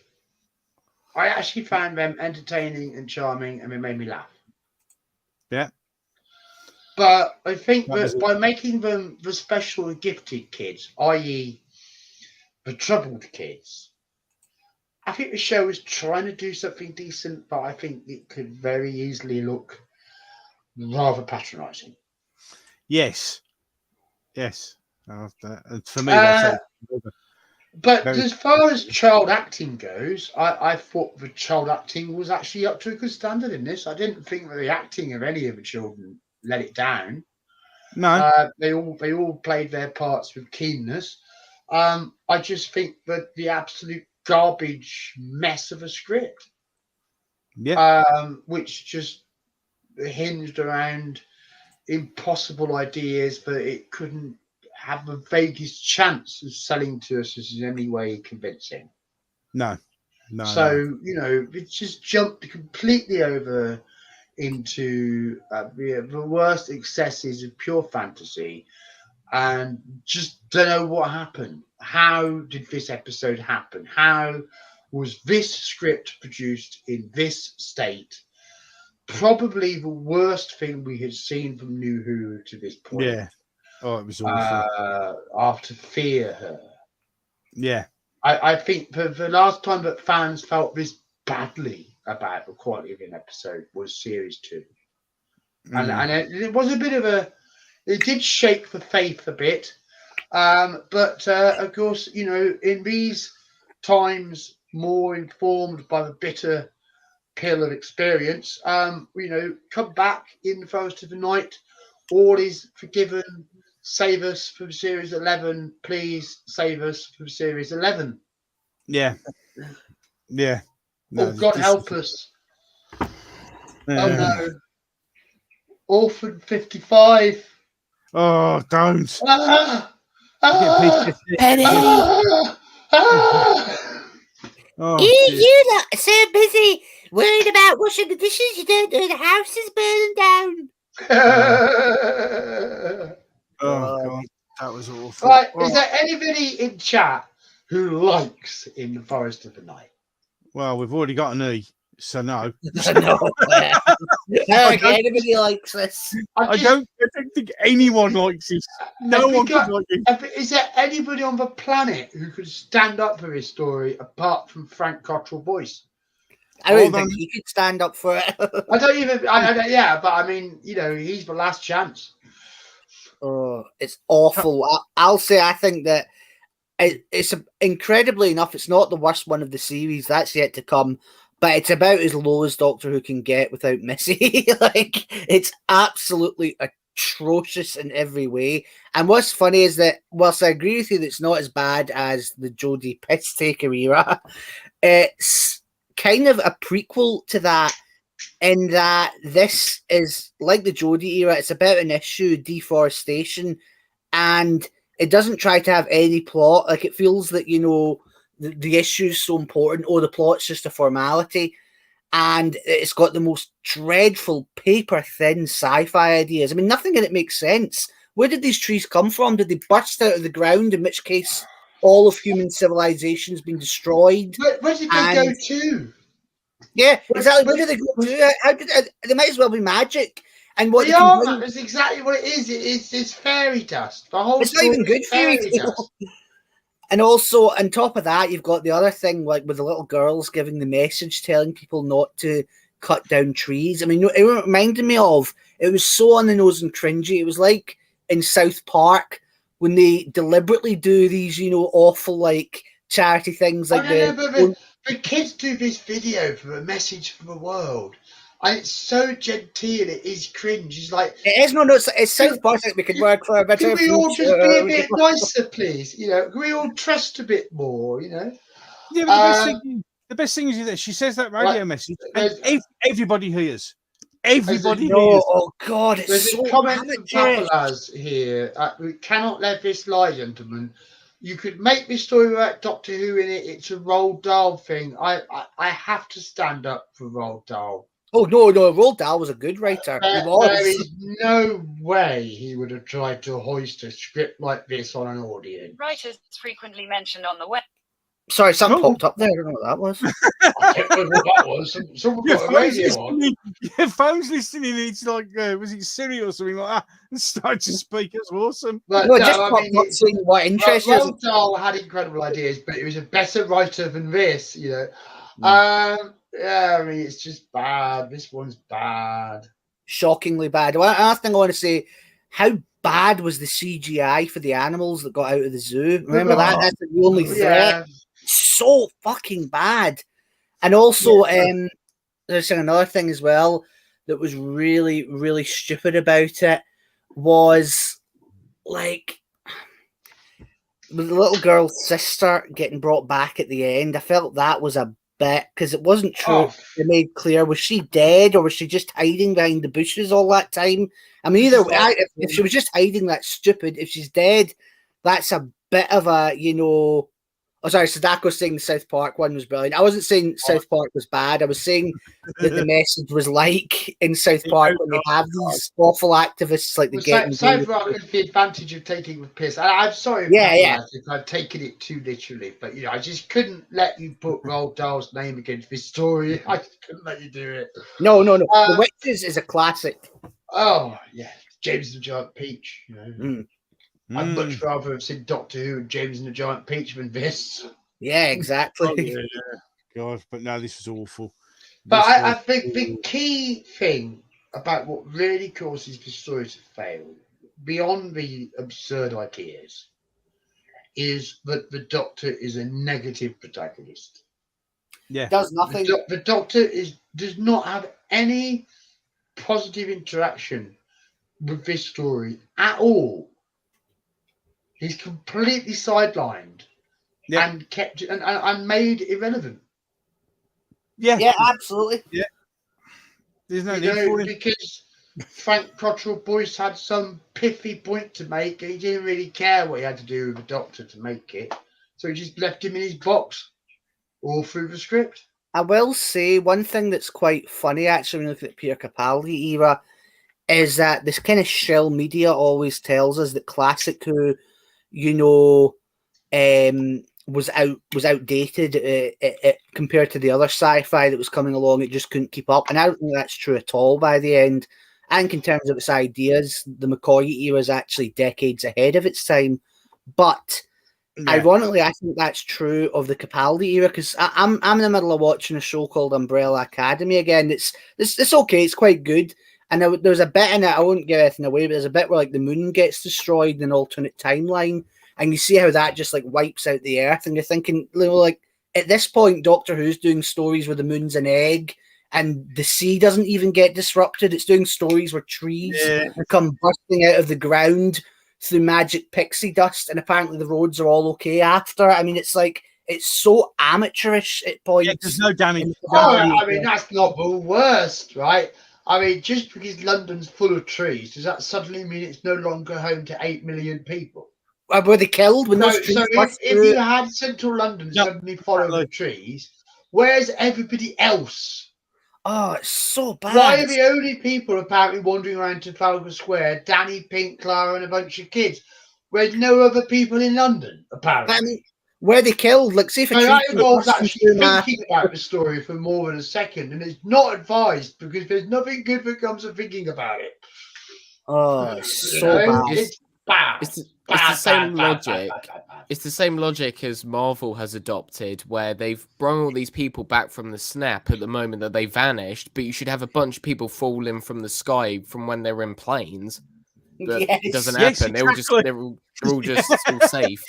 You're like, literally, you should just have hundreds of thousands of people just dropping. Because if they're brought back to the exact point and moment where they vanish, then, you know, there will be people in trains. Yeah. And in cars as well. They should be sitting in like a driving position and just appear and just slam their ass on the ground. The ultimate irony of this story is that, considering the message it wanted to have, if you just have taken the budget for this show, took it out in cash, put it on the floor, doused it in petrol, set fire to it, it would have had more impact. Probably. You know, it's that much of a waste of time. You might as well have set the budget on fire. It would have been a better cultural project. Yes. It certainly would have. Bad it is. That's how bad. Oh, good Lord. It was a bad one. Do we actually want to go for scores, or are we just going to go E everywhere? E minus. E minus. E minus as well. As lowest as we can go. E minus. I mean, they don't even address the fact that there's a bloody like tiger in London now, so it's probably on the underground just ripping someone apart. I mean, they don't care about that. I don't know. In London, it's probably been stabbed to death by now. Oh, I'm sorry, it was a bit too political. I would say, in regards to the child acting, I'm sorry, John, I think it's absolutely abysmal. I absolutely hate the child acting. There's one scene, right? There's one scene where this like 8-year-old he has ADHD, I think, and stuff starts happening. All the fairies come out, and he stands there and he goes, "I'm gonna get really angry in a minute. I'm gonna get angry." God. It's so cringy. It's so. I just thought he was speaking for the audience, trying to digest this crap. I was trying to be nice about something. I thought I wouldn't be horrible to the kids, but no, not Golden Age Geek. As he comes up and punts the autistic boy straight up the arse, you know. I don't know. Really? Oh God! You think you're angry? Look what I got a review. That's that. Oh dear! Oh dear! Oh dear! Oh dear! Look, the only thing about an E is it just doesn't. It just feels inadequate. I'm gonna have to give it the definitive F. Ooh. Well, if we're going to F, everybody's down to an F. Yeah. I'd give it an F minus. That's F for fuck off. That's what we're. Fuck off. Yeah. Okay. Yep. There you go. You know, Stephen Moffat said he thought he felt in that time this one would be seen as a classic because it was poignant and moving. Did he really? Yeah, Where? and that How was the Sigma was it experiments brilliant? were a success. The Sigma Cocaine is a terrible drug. Well, we've got- experiments were a success. So we've got U for unclassifiable, G Oh. G for garbage. We're now to F. Everybody's scoring it to an F now. It's just it's F, It's still better than the for Chibnall script. move on. And of course, we are approaching now Oh God. the end of Series 8. And Mm. it's troubling as undercurrents that are dark in the water. Oh, very good, very good. Who is this mysterious woman who's been hoovering up all the dead? Yeah. Would you like to find out? Because you're going to if you want to or not.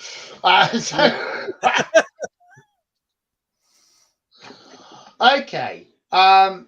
Let's start off. This story starts with Danny and Clara conducting their relationship as they quite often do over the telephone. Yes. And she's trying to tell him something important. But just as she's summoning up the gumption to tell him, the phone goes really quiet. And Clara's wondering what the heck goes on. And then a woman picks up the phone and tells her Daddy's just been killed. And the camera pulls back and it's a car accident. And Daddy wasn't looking when he crossed the road and he's dead. Clara doesn't take this very well. No. And, she decides that she's just not having it. Not only that, she knows the man she can pressure to get this fixed. So, she believes that she gets hold of the TARDIS keys and she then threatens the Doctor. But if he doesn't help her right bloody now, mind, get Danny back from the dead, she's going to toss every single key to the TARDIS, and so he can't ever get back in there, and they'll both be trapped in his place and die. Can't he just snap his fingers? Yeah, exactly. He can snap his fingers in a Moffat script and open them. Sorry, carry on. It's right down to the last key. Will she do it? Will she do it? Yes, she will. She actually throws it. And then we find out the Doctor was blagging her and he put him in a dream state using a patch on the back of her hand just to see how far she would go. But having seen that she'd go that far, instead of kicking her out like you'd expect him to do because she's gone mad, he says, all right, then let's go find the land of the dead. Of course. Yeah. Why not? And how else to do this but by slapping Clara's hand on the TARDIS's telepathic interface. Aha! Ah. And the TARDIS materializes in this strange sepulchral building known as the 3W Institute, in which there's lots of skeletons immersed in large vats of water. Yep. And as they are wandering about, a woman in Mary Poppins outfit greets them both and introduces herself as the AI guide to the 3W Institute. So they begin a tour. But in this tour, Missy's behaviour becomes more and more suspicious. And she suggests that there's something about the water which is hiding something about the skeletons. And she pulls a lever, whatever, and the tanks all begin to drain. And it turns out that the water is hiding the fact that it shows you the skeletons, but not the Cyberman exoskeleton around the skeletons. And all of these people in tanks are not corpses, they're Cybermen. Cybermen. Not only that, but in the roof of this place, there's this giant ball thing Gallifrey technology, no less, but never spear. And this Missy character has been hoovering up minds of the dead. Finally, just when you need one more twist, she whispers to the Doctor, I could hardly carry on calling myself the Master. Could I? Dun, dun, dun! Oh, and 3W turns out to be hidden inside St. Paul's Cathedral because Missy watched the invasion and wants to recreate the infamous scene. So did that. Yeah. So much she could. And indeed that happens. And quite amusingly, all the humans go for selfies at first. Until the Cybermen start acting scary. So that is part 1 of the season finale. Darkwater, Dead Danny Pink, Mad Clara, Mysterious Missy, Cybermen Skeletons, and Big Reveal. Well, Bojaw, I can tell, is absolutely itching. He's biting at he's itching for this one. He's I'm just here's a green light. Go, Bojaw. Okay, well, I actually don't know where to begin slagging this one off because it's such fucking shit. And there's the moment Doctor Who died. I mean, obviously, right away, the pandering to feminists was absolutely pathetic, by the way. And in doing so, I think they actually insulted a good female villain because the Rani does have potential, and they refused to bring her back, which was just so fucking annoying. But on top of that, Missy is a fucking abomination from the start. I mean, the idea she actually kisses the Doctor and she's portrayed as being in love with him, telling him both her hearts belong to him, and that she wants to shoot Clara in a jealous rage. I mean, it's like Stephen Moffat has just recycled his bullshit River Song, Irene Adler, Tasha Lim garbage, and he slapped the name of the Master on it to win round favour with the feminists, who ironically were the ones that slagged him off for recycling the same female characters again and again. Also, on top of that, can I just say, I mean, Missy's really shit, but everything else about it's awful. I mean, Chris Addison, who plays Seb, remember the interface? Oh dear God, that's hang one. On. We haven't got into part 2 yet. No, he's in part 1. Is he? Oh, he is as well, isn't he? Yeah, Danny Pink. Yeah. Danny Pink goes into the Nethersphere. And fuck me, that's one of the worst performances I've ever seen in Doctor Who. You've got the whole Danny King dead thing going on as well. Of course we do. You're quite right. So yes, Seb is in it. That's another thing about this. It's so fucking off in terms of its tone. There are parts of it, like Missy is one of the campiest, silliest villains in anything. But at the same time, you've got these drawn-out psychopathic killings, disturbing ideas about the dead. And it's like, who the fuck is this aimed for? Is it aimed for kids or adults or people on drugs? I mean, it's like, what the fuck? Oh, I hate this. Hate this episode, but I hate the second part even more. Really? So, save for that. You hit that well. You did hide that well. John, Sorry. have you just noticed? It's all right, John. Have you noticed the message I put up with from Tidy Spider?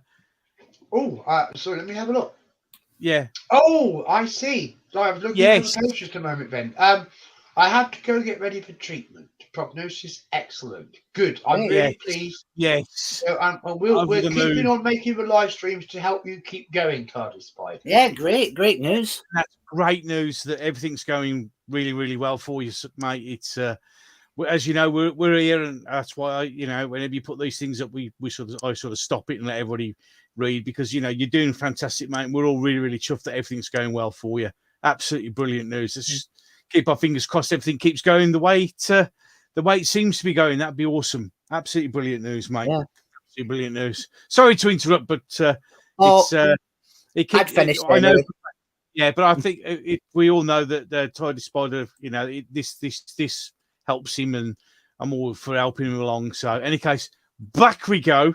Golden Age Geek, would you like to see if you really, really hate this? Or well, surprisingly, I've been, when we started this series last week, obviously Yep. Burrinjor made his feelings clear that he wasn't fond of these last 2 episodes and all that. And I'm kind of sitting here thinking, oh my, because I don't hate them. I don't right. hate them. So It's fine.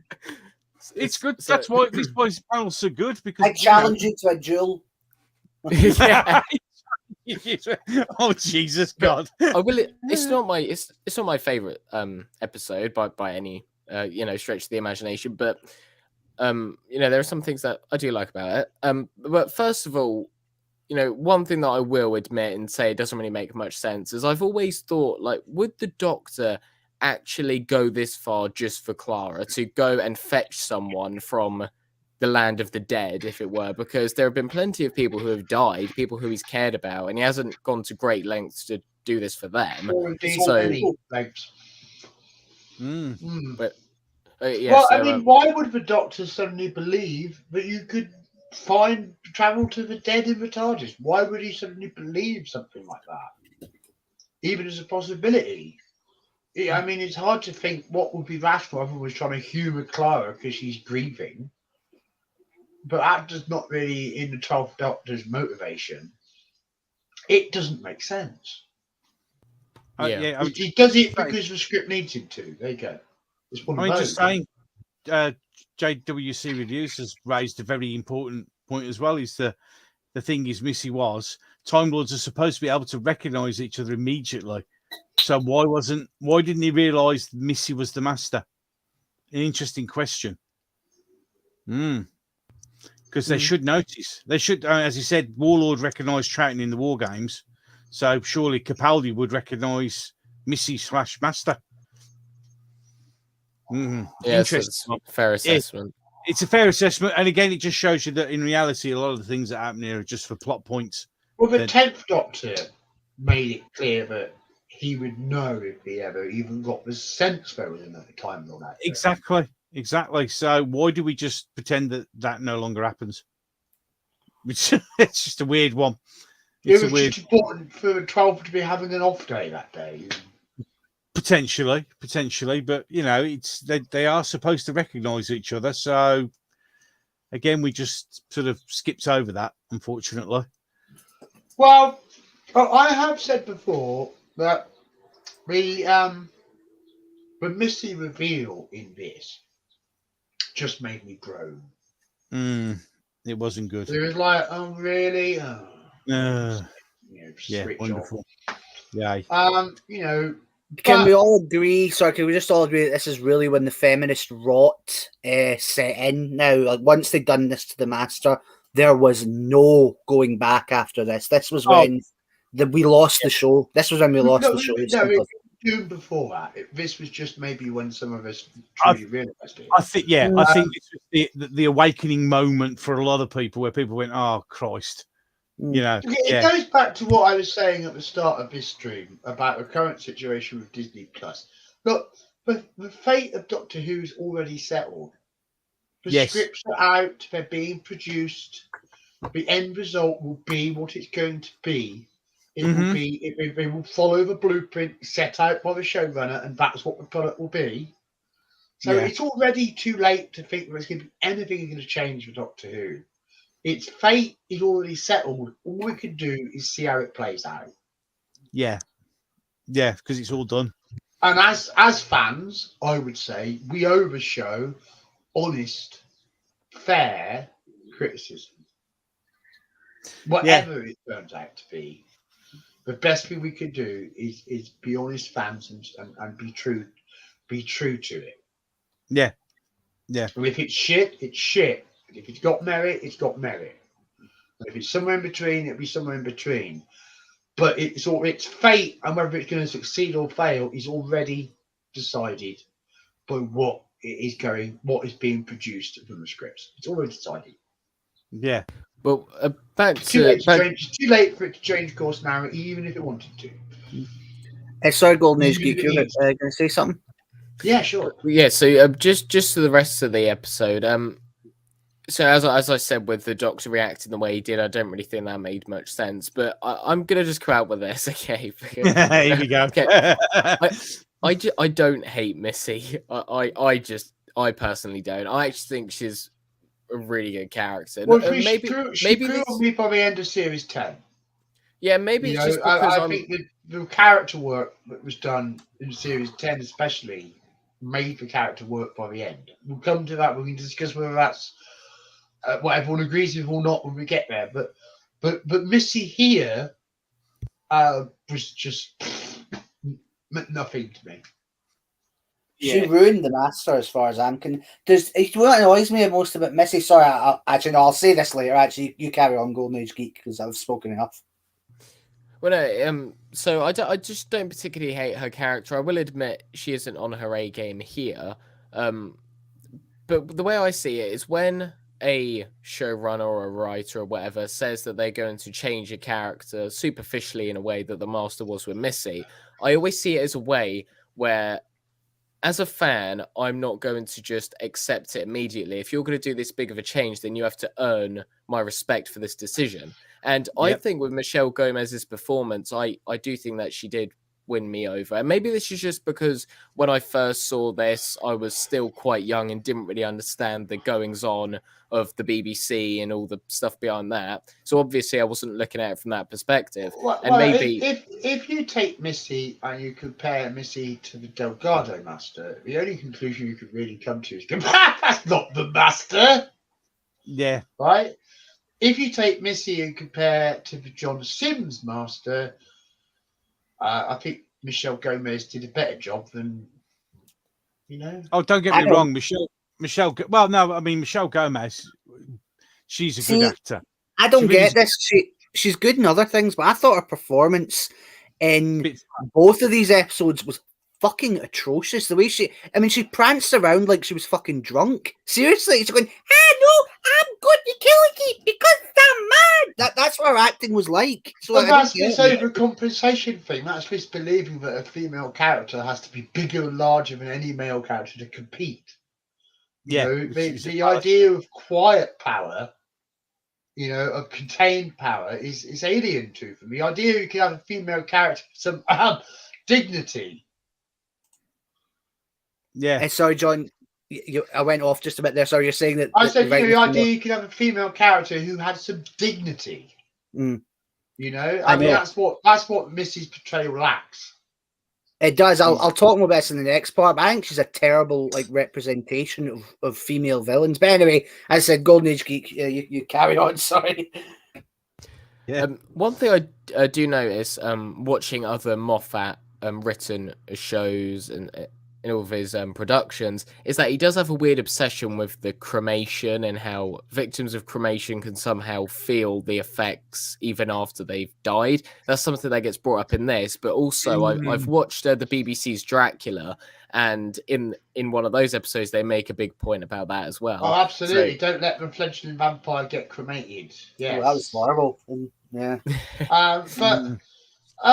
Well, I mean, this episode got serious criticism.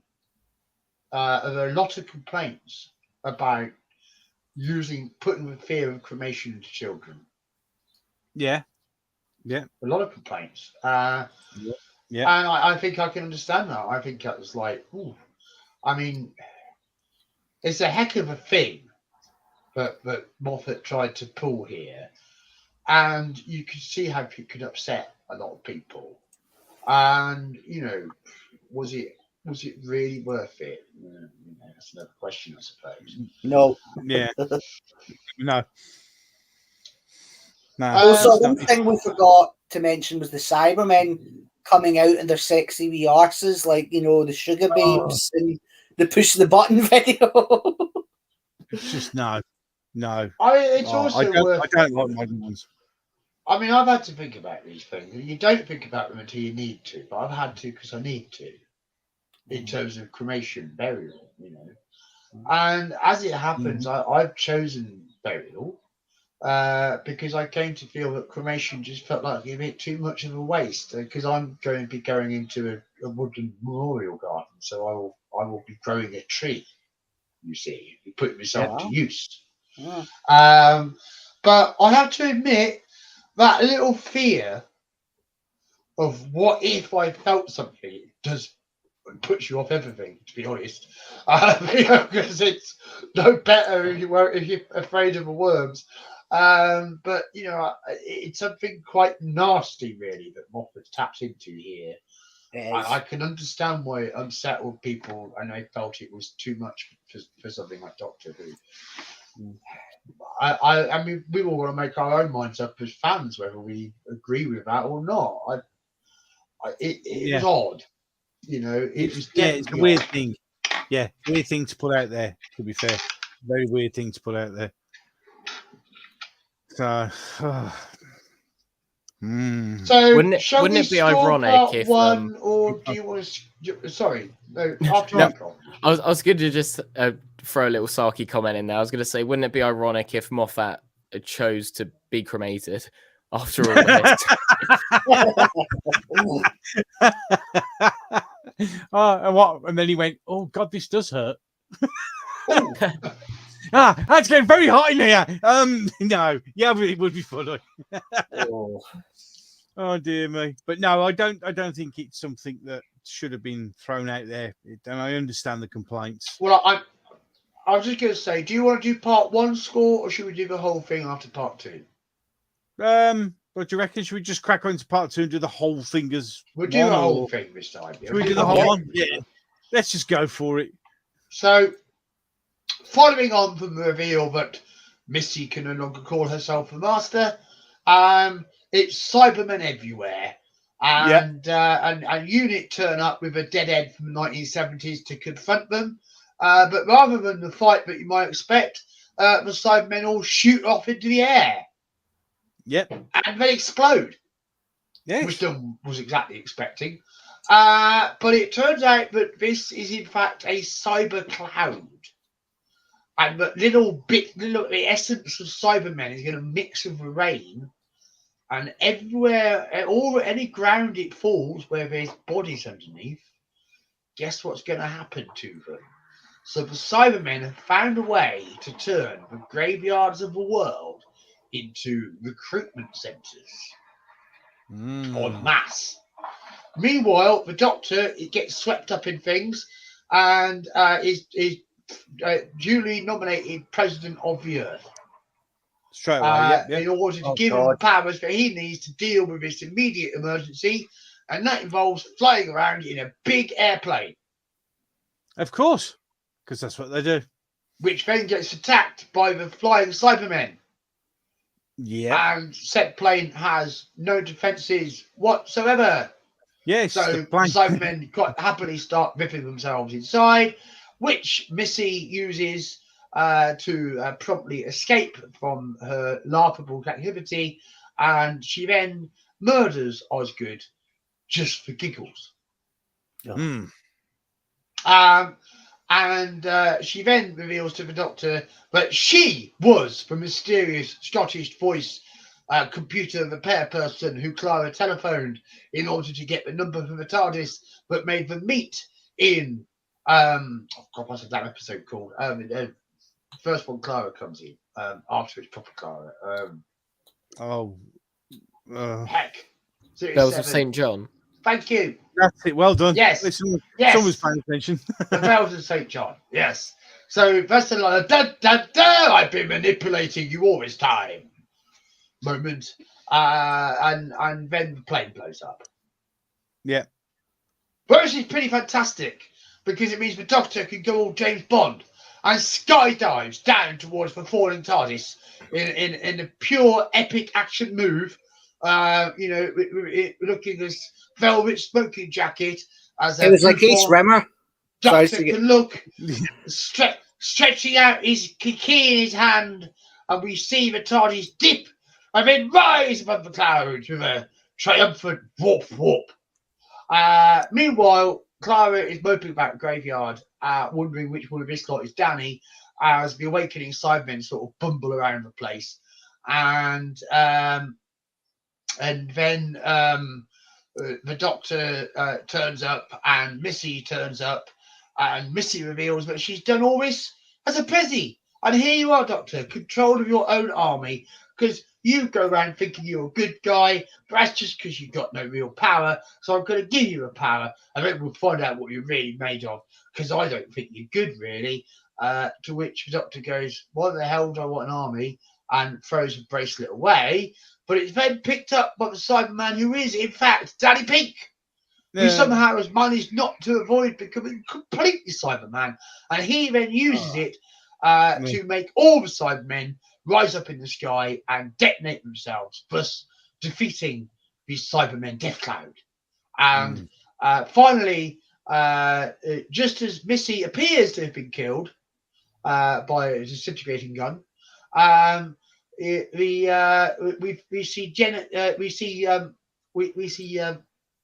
Lethbridge Stewart daughter, her body on the floor, and the Doctor realizes that she only survived because a Cyberman must have stopped her fall and put her there safely. And there's a Cyberman over there, and my word, that Cyberman, I can just tell that's really Brigadier Lethbridge Stewart, so I'll give it a salute. Off it goes, boom. What a funny story, really. And Clara and the Doctor say, all right, I'm off, I'm happy, everything's fine now, bye. And the Doctor lies that she brought Danny back from the Neversphere because, in fact, Danny chose to rescue the Iraqi boy whose death he accidentally caused. And the Doctor lies to tell Clara that he's happy and found Gallifrey, but in fact, all he found was a whole load of dust and sweet fuck all else. End of season. Yeah. They should have chopped him off its hands off after he wrote this one.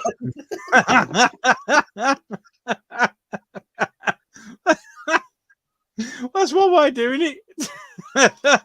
Let's try and deal with the ideas of this story.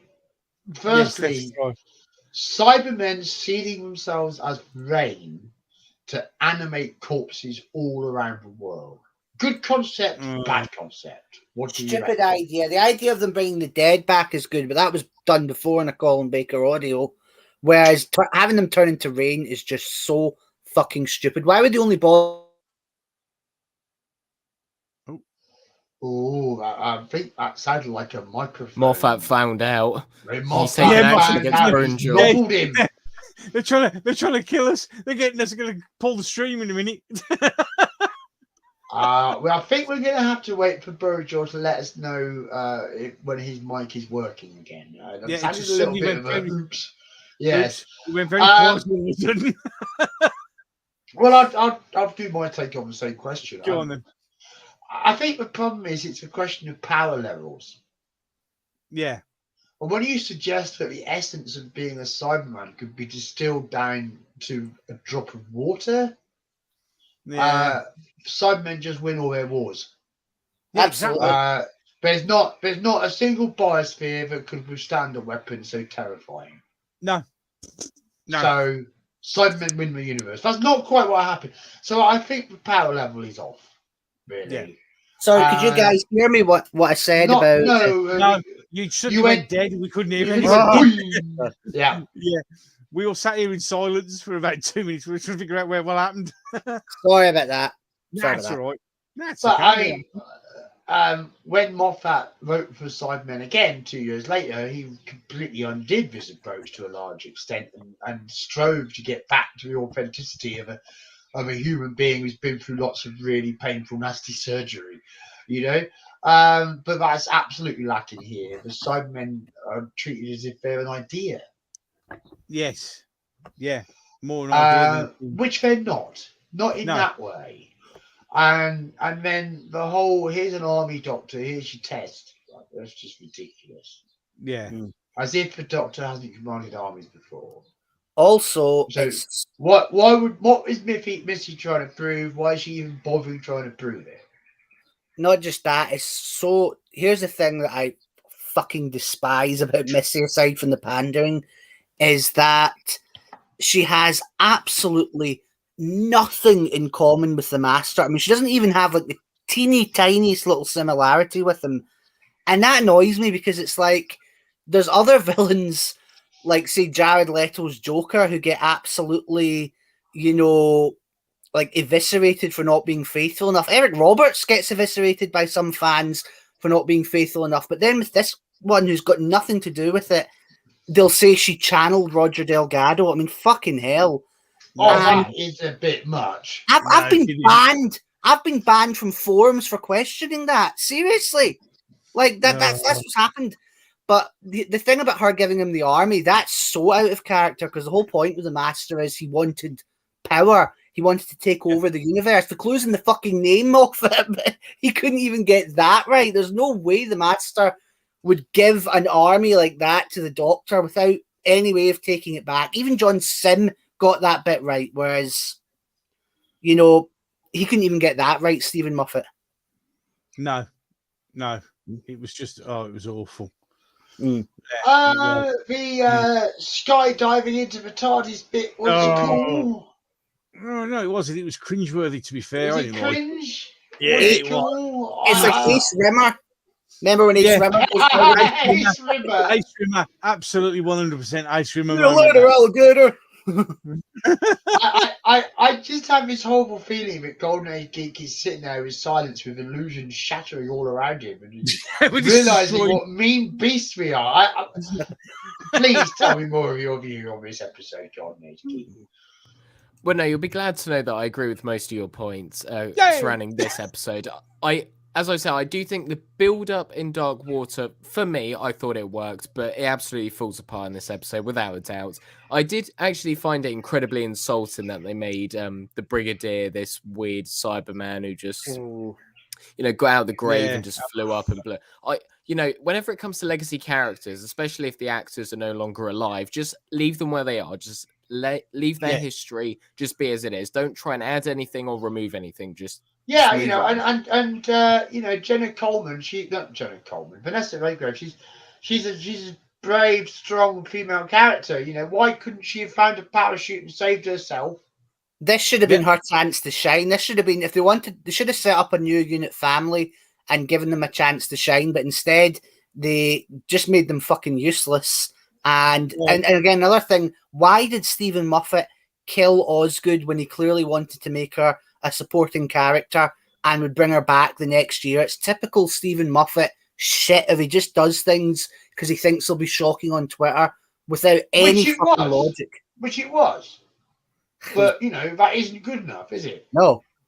And to be honest, also saying the death of Osgood was really badly done because it's so laughable. Like, how does Missy suddenly get behind her? How does Missy suddenly put the handcuffs in her pocket? Why do the guards do nothing when she says she's going to kill anyone and she puts lipstick on? Like, you can see she's got free, but the guards are still just standing there. In fact, one of them doesn't even react. These are unit guards. I know, but I mean, like, seriously, even these are unit guards. These unit guards are the same ones who are trained by those German sentries. They go through special not noticing shit which is going to kill you training. They are. I mean, that's what they are. They're definitely the German soldiers from World War II who always turn their back conveniently to the commando. Any act of self-defense is just anathema to a unit guard. I mean, they do nothing to save themselves whatsoever. But what's even funnier, I didn't notice this the first time, but what's even funnier is that all of this is happening on a gigantic screen that's facing the Doctor and Kate, who must just apparently sit there and watch all that happen and do nothing. We're not getting involved. We're not getting involved. It's so badly done. So contrived. It is. It is just, and another thing that I really hate about this is that I actually do like the Master as a character in the classic era. I know he was overused, but I think he actually was a really good character. And Stephen Moffat absolutely despised the Master. And the only reason he brought him back in this, he didn't bring him back in the Matt Smith year. The only reason he brought him back in this was because the feminists were slandering him and he needed to gender bend one Time Lord.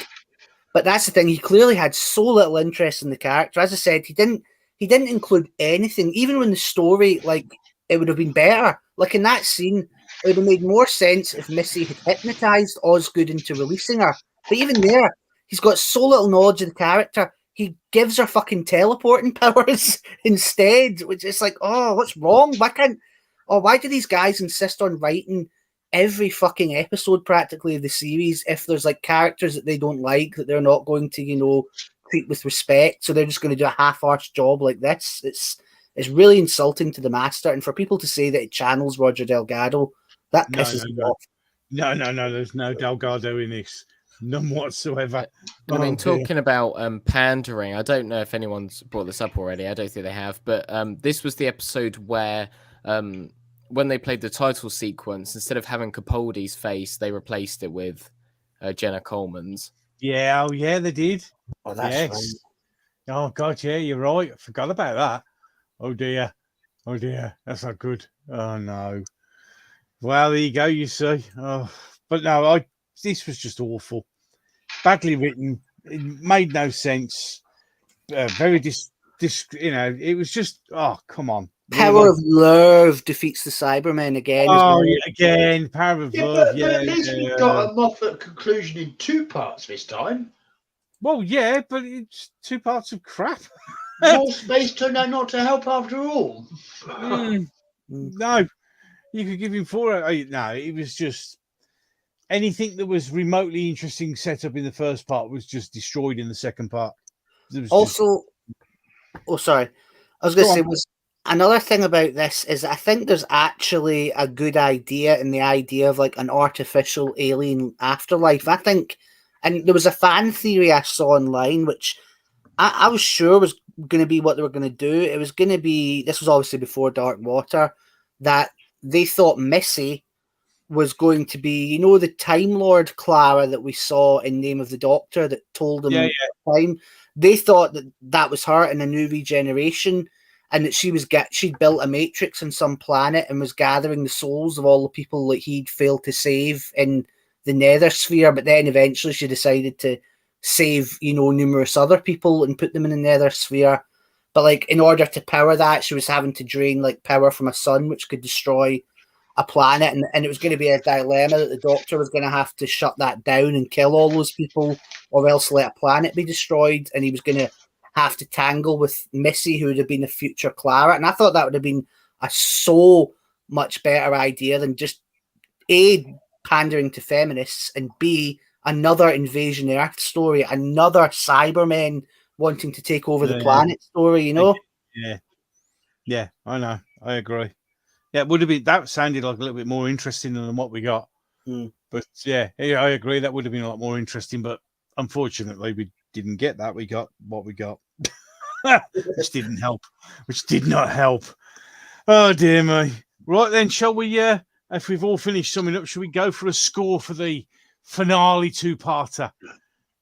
Are we all for a score? I'm just considering that for a minute as to where I really want to put it. I mean, yeah, exactly. It's not as easy as we've had a lot of discussion about it, but the one thing about this ending was that it was a debut of Rachel Talalay, yes, Doctor Who. Yes, and she did bring a certain visual flair. She's not bad. But she didn't really score until Heaven Sent the following year. No. So I don't think her direction here is her best. But I think it was notable, but it did make it more entertaining.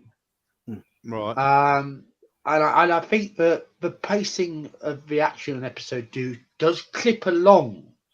And at least you could say it doesn't give you a chance to be especially bored. Okay. So I've got to factor that into the story overall as well, even though it's not plot and it's not script. I'm weighing up. Is it a C minus? Is it a D? I do think it has a certain watchability. I'm gonna go for C minus. That's fair enough. I will actually just go for a D plus. God, that's close. Yeah, and that's if that's because of the second part. The first part I'd put that as a C, but the second part was just that bad. I had to drop it down to at least a D plus. So there you go. That's my point. So what do you think, Burrinjaw? What's your score? Well, dare I ask? Here I ask. Yeah. Okay, yeah, sorry if I've been a bit overbearing. It's just I feel this is the one that ended Doctor Who, basically. So sorry if I was a bit of a dick. No, I mean, carry but I on. know you're going to give it a worse score than a C. And Oh, we've got I'm- some of the chat going that C's too generous. Pepperlaz is kind of on a C. Yeah, we don't do that working out what things actually stand for. Where's the fun in that? We're in the moment here. You know, it's about our feelings as well as reason. I'm going. Go on then. I was just saying about the score. I'm going to give it a Z minus, and I don't care if we're not allowed Zs. Well, I'm giving it a Z. There's a bit I mean, what it about you, is. Geek? I have Dark Water at a B and Death in Heaven at a C. After what everyone's said, I may have to reevaluate that. But as it stands, yeah, that's what I'm going to go with. B for the first part, C for the second part. It does fall apart a bit when you just try and hang the story together in your head, doesn't it? It does feel enjoyably watchable if you haven't got your brain turned on too much. But it doesn't do well when you start to examine it. No, I mean, it's a story with horrible psychopathic killings, the dead being aware, and fucking Santa Claus showing up at the end, and kids being brought back with magic pixie fairy dust. That to say it's all over the place is fucking generous. Like, and I mean, I mean, it's a funny thing, but during COVID, we had the Doctor Who lockdowns. Yes, and one of those Doctor Who watch-alongs was proposed to be War of Nothing Time Stroke Dr. Falls. But it was cancelled because of concern with the Black Lives Matter stuff going on about Bill being shot straight through the chest. But it's interesting to note that both times Stephen Moffat wrote a big Cyberman story, for the 12th Doctor. He had an ethnic companion turned into a Cyberman. I don't know why. I think it's just a coincidence, to be honest. But it's a damn strange one. It is, but I mean, I don't think he's racist. I think he can be very swayed by the cultural zeitgeist. I think he's a bit of a self-loathing fanboy who's terrified of being seen as out of touch and nerdy. But I don't think he's a racist. But is it some kind of screwed up kind of prioritization? You know, to go, well, I must include more diverse characters. I've got a diverse character here. I must do something meaningful with diverse character. I know I'll turn him into a Cyberman twice. I mean, I as a writer, I find that odd. I can understand once, you know, and I can understand that once doesn't mean anything because you certainly couldn't see that once was a pattern, but twice is a pattern. Yeah, it certainly is. No, perhaps you're right. It's because he feels he has to, you know, include like the black characters at the front and center, which, you know, in this case also means becoming a Cyberman. I don't know. Would Rose Tyler? I mean, no, Rose isn't. Okay, let's put it over. Would Amy Pond ever been turned into a Cyberman? No, but Clara was turned into a Dalek. Yeah. Only until someone let her out. I mean, she wasn't really turned into a Dalek. No, she was. Clara was sat in a Dalek. Well, yeah, no, I mean, the Osmond Oswald version was a Dalek, but that's what I meant. Sorry, Asylum of the Daleks was turned, and you saw her go through the process where she was like, her voice was changing and she was screaming. So, It's that's actually funny. Like, we had a Dalek Cyberman. Remember, Danny was not in season 8 to start with. The HFM genuinely was the cyber controller. So, would that have been better if we'd have had a proper leader for the Cybermen? Well, better than Missy. Anything's better than Missy. Yes. Oh, yeah. So I mean, these are kind of like Cybermen that weren't really awake, weren't they? They weren't really thinking for themselves. They were just following the impulse Missy was feeling them. I know. See, there's so much that's shit with that story you didn't get around to all of it. The Cybermen were completely undermined and overpowered, as you say. Like, why not just drop the rain on every human being? Why even bother with the dead? Like, they're completely overpowered and undermined at the same time. Yeah. Well, they're overpowered in terms of how dangerous the threat is supposed to be, and they're completely undermined because they're brushed off as an irrelevancy. Yeah. They're made Yeah. into do the air hostess salute by Missy. Oh God, yeah. Oh, don't remember. That wasn't good. No. We're really struggling with this one, aren't we? Well, we So, struggled along to a score. Yeah, I mean, do we have a score from Golden Age Geek? For the Yeah, whole he's already thing? done it. He's done that. have We've you- done that, haven't we? Yeah. Yeah. We're all good. Well, there we are. We've done Series A. Yes. Congratulations, everybody. Yeah, we got through those guys. But before you celebrate too strongly, we've still got Last Christmas to consider. Oh, dear me. Oh dear, that's Christmas. Oh God. Yeah. Happy Christmas 2014, everyone. Yes. Happy Christmas. And here we were 9 years ago. And Clara is looking out upon her snowy Christmas rooftop. And bloody hell, there's Santa Claus. What's going on? What?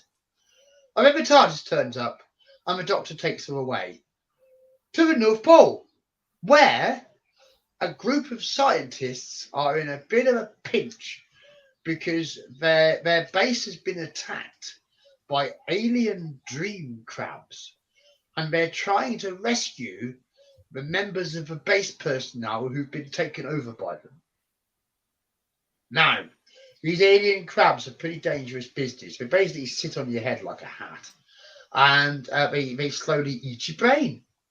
Nice. And they do that by inducing a happy brain dream state so that everything is lovely while your brain's being. Nice. So it's important to be able to stop yourself entering a dream state to be taken over by crabs. And so a good way of doing that is been shown by one of the base personnel to dance to music with a Walkman while travelling through an area of a crab's influence, because it gives them nothing to really lock onto, you see. But despite all this, the Doctor's pretty unconvinced. And in actual fact, these poor saps at that base, they're not in the situation that they think they are at all.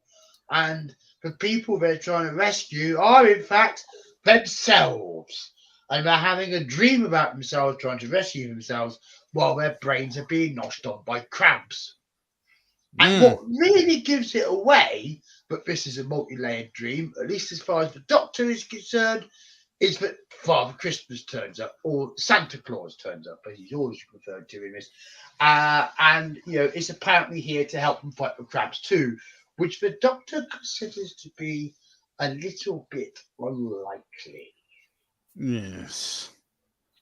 However, they resolve that, if they all dream the right way, it's the only way they can actually wake themselves up.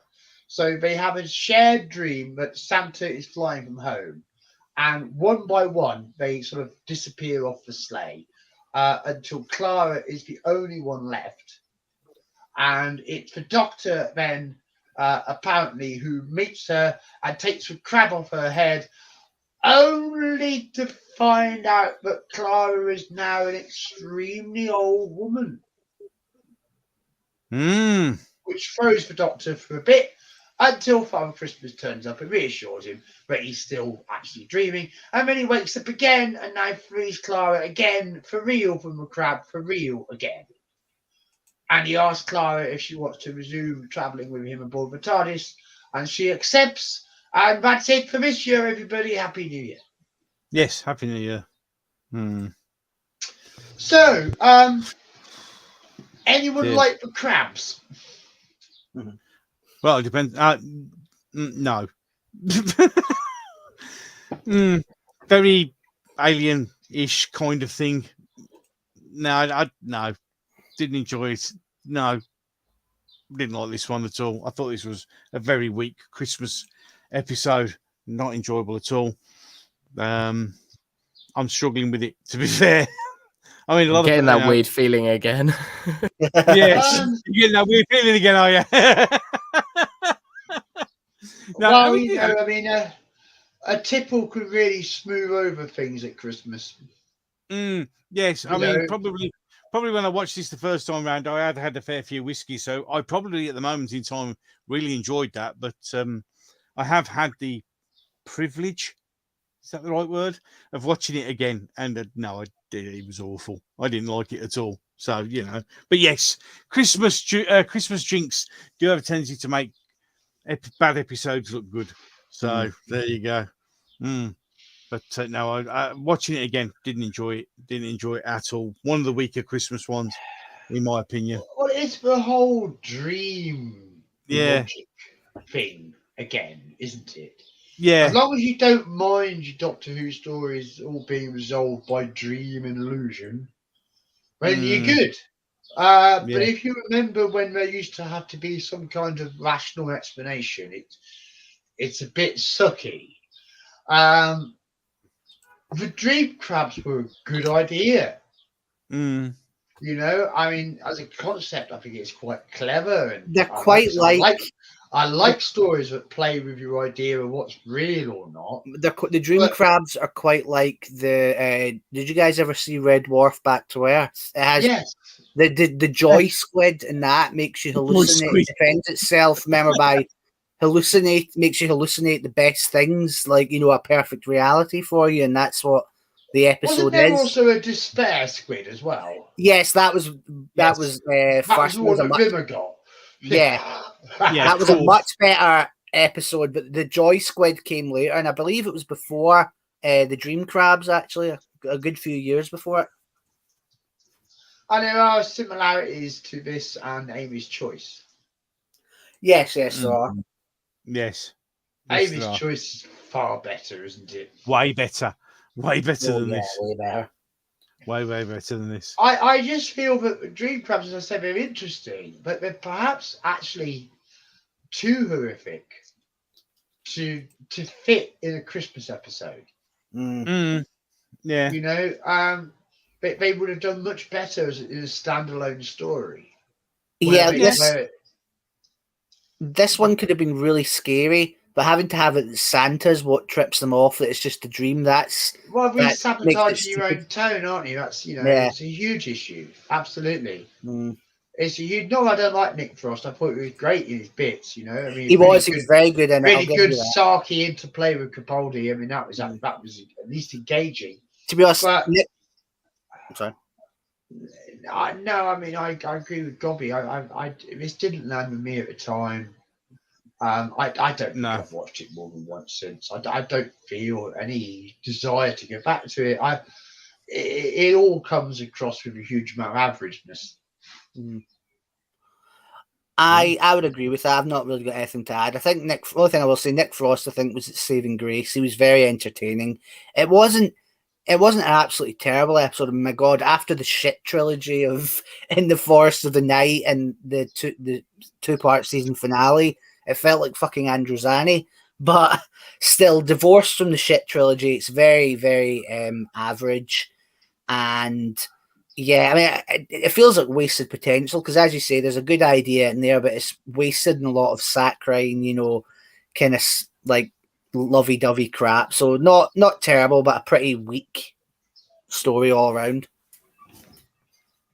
Yeah, which just So, should we go to Golden Age Geek, who's now got that I feeling? really think I'm waiting here to hear what's going to come from Golden Age Geek. Come on, mate. This is your chance to stand up for one of these stories which have been getting a bit of a shoe in this evening.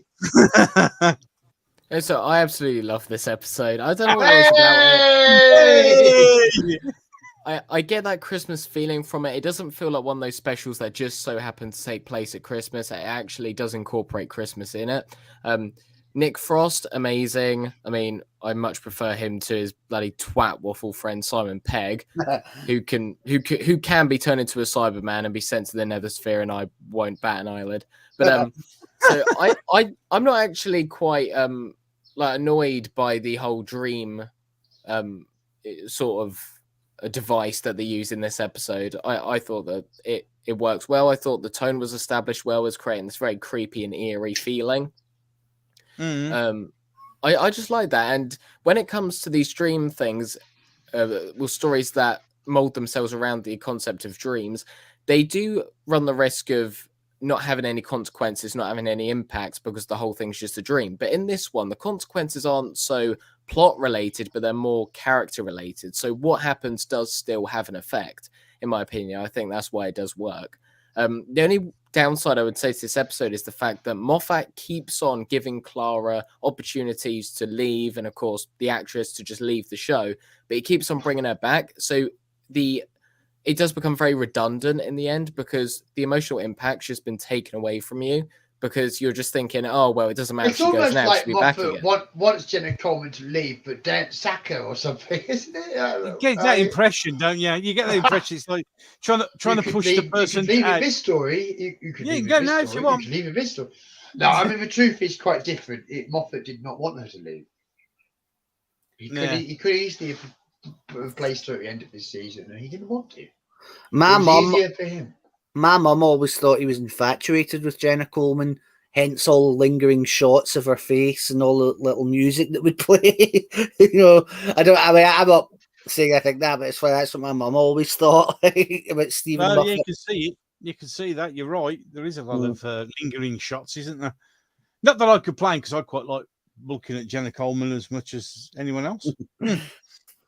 And then you've got the old Clara at the end, which quite a few of the chat have mentioned they found out incredibly cringy.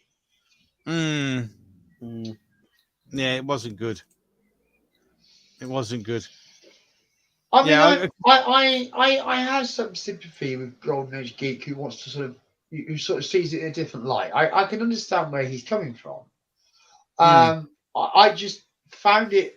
I mean, I think really it speaks maybe to the older fans getting a bit exhausted of New Who by this point. Yeah, I can see that. Yeah, I can see that. Because maybe I was just a bit too jaded at the time to be willing to really lift myself up with the episode, and I didn't really get a good feeling from Doctor Who until series 10 from this point. Same here. I found the episodes all right. Even Heaven Sent, I felt it was good, but I didn't feel it was great as its overall reputation. And I just think that Doctor Who was quite meh for me in this period. And there's lots of. I always like the moments with Peter's Doctor, but the episodes themselves left me feeling a little unsatisfied. And it wasn't really until series 10 that I felt the show was back on firm territory. And I mean, of course, that's contentious. Everything's contentious. Well, yeah. But I feel that we with the Clara situation, I feel it overwhelmed the show at this point in time, and she really should have. Her story should have concluded with Danny King. Yeah, I agree. Did we approach scores? I mean, Golden Age Geek was telling us why he loved it, and I want to continue if he's got more to say. No, all I'll say is I actually think this episode is deserving of an A star. That's just in my opinion. If that's what you want to give it, that's what you must give awesome. it. Yeah, you got to give it. Yeah. Nice. What do I want to give it? Let's do scores. Yes, let's do the scores. Perhaps I quite liked the overall story. Didn't drag me up, didn't take me long, and just pushing yourself home is a ridiculous way to end it. C-. Yeah, I'll concur. As I said, I didn't enjoy it. I'll give it a D+. That's about as best I could manage for it. I really didn't like it at all. So there you go. Burren George. Last score for you, Burren George. Well, I'd say it's about a D-. Not the dregs of what's come, but really and I agree with you guys. I would like Missy and In the Forest of the Night had killed my excitement for New Who. So at this stage, I think I needed a real classic to win me back, and this wasn't it. So yeah, I'm going to say Not as bad as the shit trilogy, but you know, D plus, Mm. D minus, all the same. And we already know Golden Age Geeks is an what you call it, A star. A star, was I right? Was I right? A star. He wanted Yeah, to A give it plus or A star, star. Yeah. A star. He's gone for it. It's his happy Christmas moment, and Yes. it's perfectly allowed. Of course. Absolutely allowed. That's what makes this brilliant. I'm just trying to sum up all this up into some kind of context, but you might just need to give me a minute first. So I'll hand to you for a minute, Copy. Right. So Series 8. Let's be brutally honest. I enjoyed 2 episodes. that was about it, really.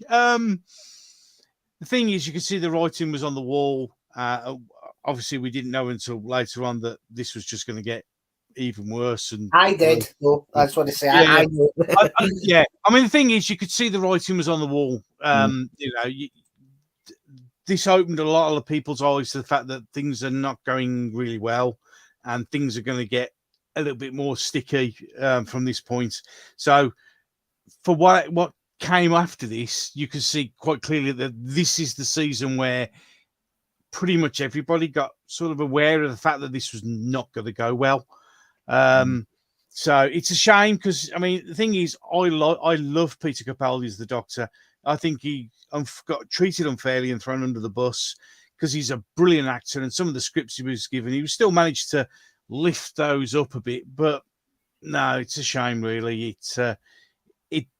It was it was one of those watershed moments, I think, is the best way to put it. And you think, oh Christ, what's going to come next? So overall, not an enjoyable series. So, but what do you think, Boranger? Well, ironically, I probably enjoyed more episodes than 2.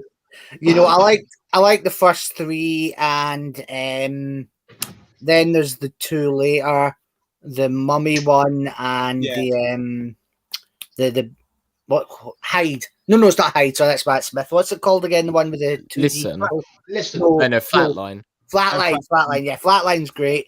Right, But yeah. and also the Time Heist. So yeah, those are all good, range from good to great episodes.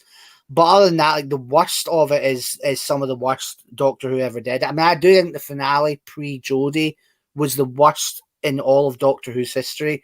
And as I've said before, I think this was when the rot set in. Like, I remember there were people saying, "Oh, don't worry, they won't have a female Doctor."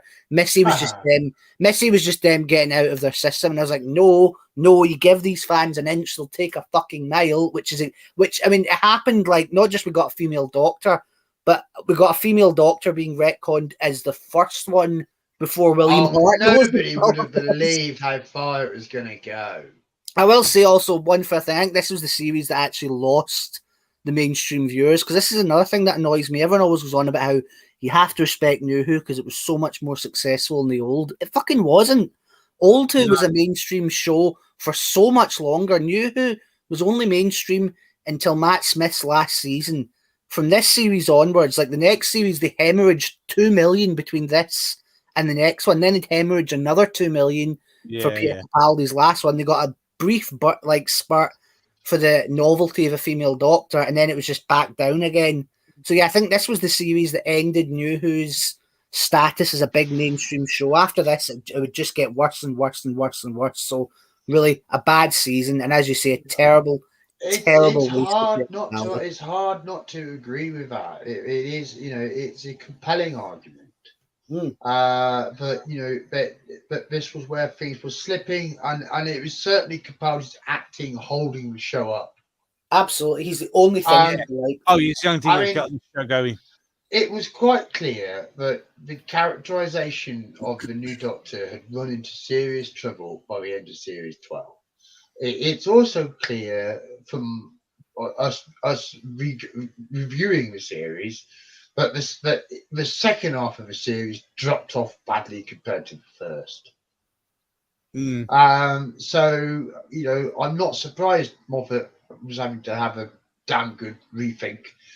You know, but even so, the show still had more than enough capital to keep going, and it was going to take quite a bit more But as we will see when we come back next week, fandom was far from delighted when big changes began to be made to the Doctor's characterization. Yeah, very big change. So there was an identity crisis going on, which we hadn't really seen since the Colin Baker time. But maybe we weren't fully aware of it in the context of it happening, but its consequences were going to be dramatic. Yes, very dramatic. So, yeah, I mean, 2 seasons left to go until it all went to hell. So, yeah, absolutely. It's harder and harder to say that this is a version, that even these episodes are versions of the show that we love. We just respect Capaldi so much as an actor. Yeah, absolutely. Perhaps if he hadn't have been the Doctor, we might have chosen not to go deeper into this era. I wouldn't, honestly. Like, if even if I've got nothing against David Tennant, but even if it just been David Tennant in this series, I wouldn't have bothered going through it, or watching it.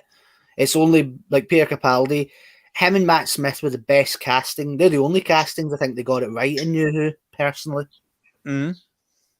Yeah, fair enough. But yeah, I mean, Capaldi was the only reason this kept going, and that's why his treatment at the end of it was so dishonourable and painful. I think it really was. Well, this is the thing.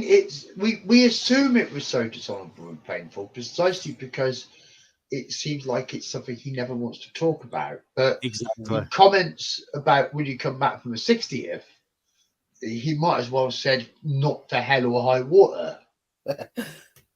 Because it's always quite the money. Clear. It was the money. And for somebody who's loved the show since their childhood as much as we know Capaldi did, for him not to want to be involved, there's a true story there, and fandom is right to feel that it must be painful. Yeah, must be something. Oh dear me. So, and you got your summing up, Golden Age Geek? Well, I would just say that there are some episodes that I've absolutely loved in this series, but overall I would say that Capaldi is a very good choice for the Doctor, but his stories don't really allow him to show his full potential. Yeah, that's what I would say. That some of his episodes hit and miss, some are really good, but some are really bad, and it's very unfair. He should have had a very consistent run, because I felt like if he had the writers on the sort of same side, when I say side, I mean in terms of quality, then it could have come together to create a really great thing. But unfortunately, while he is the saving grace of most of the sort of mediocre episodes, they do really bring down his full potential. Oh, yeah. Yeah, massively. One thing, actually, so I was supposed to say that I was particularly disappointed, actually, about Capaldi was I remember Stephen Moffat announced him as a kick-up-the-arse Doctor, and I thought they were going to give him chances, and they sort of did into the Dalek, but oh my God, was he made into such a pussy in the in Death in Heaven and around Missy. I mean, so I don't get why they had, that's another thing, I don't get why they had Missy kill Osgood in order to make us hate her, and then like 2 minutes later they have the Doctor kiss her on the lips. After she's like murdered, she's killing people, and then the Doctor's like, "Go, I'll give you a big kiss." I mean, it's like he's supposed to be the kick up the arse Doctor. He's a fucking pussy. Like Tom Baker tried to throw the Master down a bottomless pit, for God's sake. You know? I was trying to say, yeah. So it's like, sorry, but some of that was just another. No. That's absolutely no worries at all. Oh, so there we go. So, have we come to the conclusion? I think we pretty much have. Yes. Excellent. And we will be back next week, where we will be considering how best to approach the Magician's Apprentice. Indeed. And just before we go, a little bit of breaking news: Philip Schofield has quit ITV. Oh, I thought he had already. No, he's admitted that he has lied to colleagues and the media about the affair he's had with a younger ITV employee and has immediately stepped down and is now no longer working for ITV. Oh, Oh. sounds like someone's got a tell-all interview in the press this It weekend. says in the statement, the Daily Mail, Schofield confirmed the relationship took place while he was still married. So that was right when he came out all gay. The former This Morning host said the affair with the man, who the BBC is not naming, was unwise but not illegal. Why you need to make that comment, I don't know, but there you go. He has resigned from ITV with immediate effect and will no longer present the British anything over sex above 16 isn't illegal. Exactly. In So the UK, for any American listeners, it's age of consent for all forms of sex is 16 in the UK. Honestly, I've never it doesn't mean it was ethical. No. Well, clearly never... not, because he said about he's admitted he's lied to colleagues and the media. It's not going to look good. This is very much like, Phil, we're getting a press with this tomorrow. I'd like a comment. Well, I give up. I surrender. I quit. But isn't that exactly what happened when he came out gay on the telly and all the restraining orders came into place? Yeah. Maybe he was going to go to the press and say something, and maybe he can't afford them anymore. Well, they run out, don't they? They run out. I've never seen a bigger pile on somebody since Joss Whedon, where like everyone just comes out and says, yeah, he was an arsehole. You know, like everyone who worked with him, even his chauffeur fucking hates him practically. Like, it was quite incredible. It is, but you know, it's so. Any case, I just thought that I'd just break that because it broke about 20 minutes ago, so it's literally just come as we were talking. So there you go. Well, it's a funny one, isn't it? Because it's not even a career being destroyed with rumor. It's a career being destroyed with insinuation. Yes. But Philip Schofield's own behaviour just strengthens the insinuation that there's an issue. Yeah, so I'm carrying on reading it. It says Schofield said he was so very, very sorry for being unfaithful to his wife and to lying to his colleagues, agents, employers, media, and the public. So, well, it is weird because, you know, that was all just implied anyway when he admitted that he'd been living a lie. Yes, exactly. I mean, if you live as a secret gay guy for the entire your marriage, you're lying throughout your marriage. You're lying to yourself. You're lying to your partner as a consequence. Indeed. You know, you're supposed to have, you're encouraged to have a certain amount of sympathy for someone being in that dilemma that they feel trapped and unable to be honest about the reality that they're in fact gay. You know, and it is a difficult thing, and we do have some sympathy for that, but at the same time, you know, we're all accountable for what we do, and when we hurt others by deceiving them, exactly, it's right that we're held accountable, whatever the reasons. Any case, gentlemen, I've just had a message from Golden Age Geek. He needs to go, so I think we need to wrap we all this need to go. Yes, next week, everyone. I don't want to go. I don't want to go. I'm Sorry, just fitted any case. Okay, I do want to go. I've got a cheese sandwich waiting for me. Yes, I'm going to have some food as well. That's so a luxury, according to Anne Whittaker, remember? Oh, yeah, it's very true. So thank you to everybody in the chat. As usual, you've been wonderful and vocal and chatting away as mad. Brilliant. Thank you to John the White, Burrenjaw, and Golden Age Geek. And with that, we shall see you next week. Same place, same time. And we shall be coming with Series 9, and let's see where and how we agree on that one. So with that, good night, everybody. Night.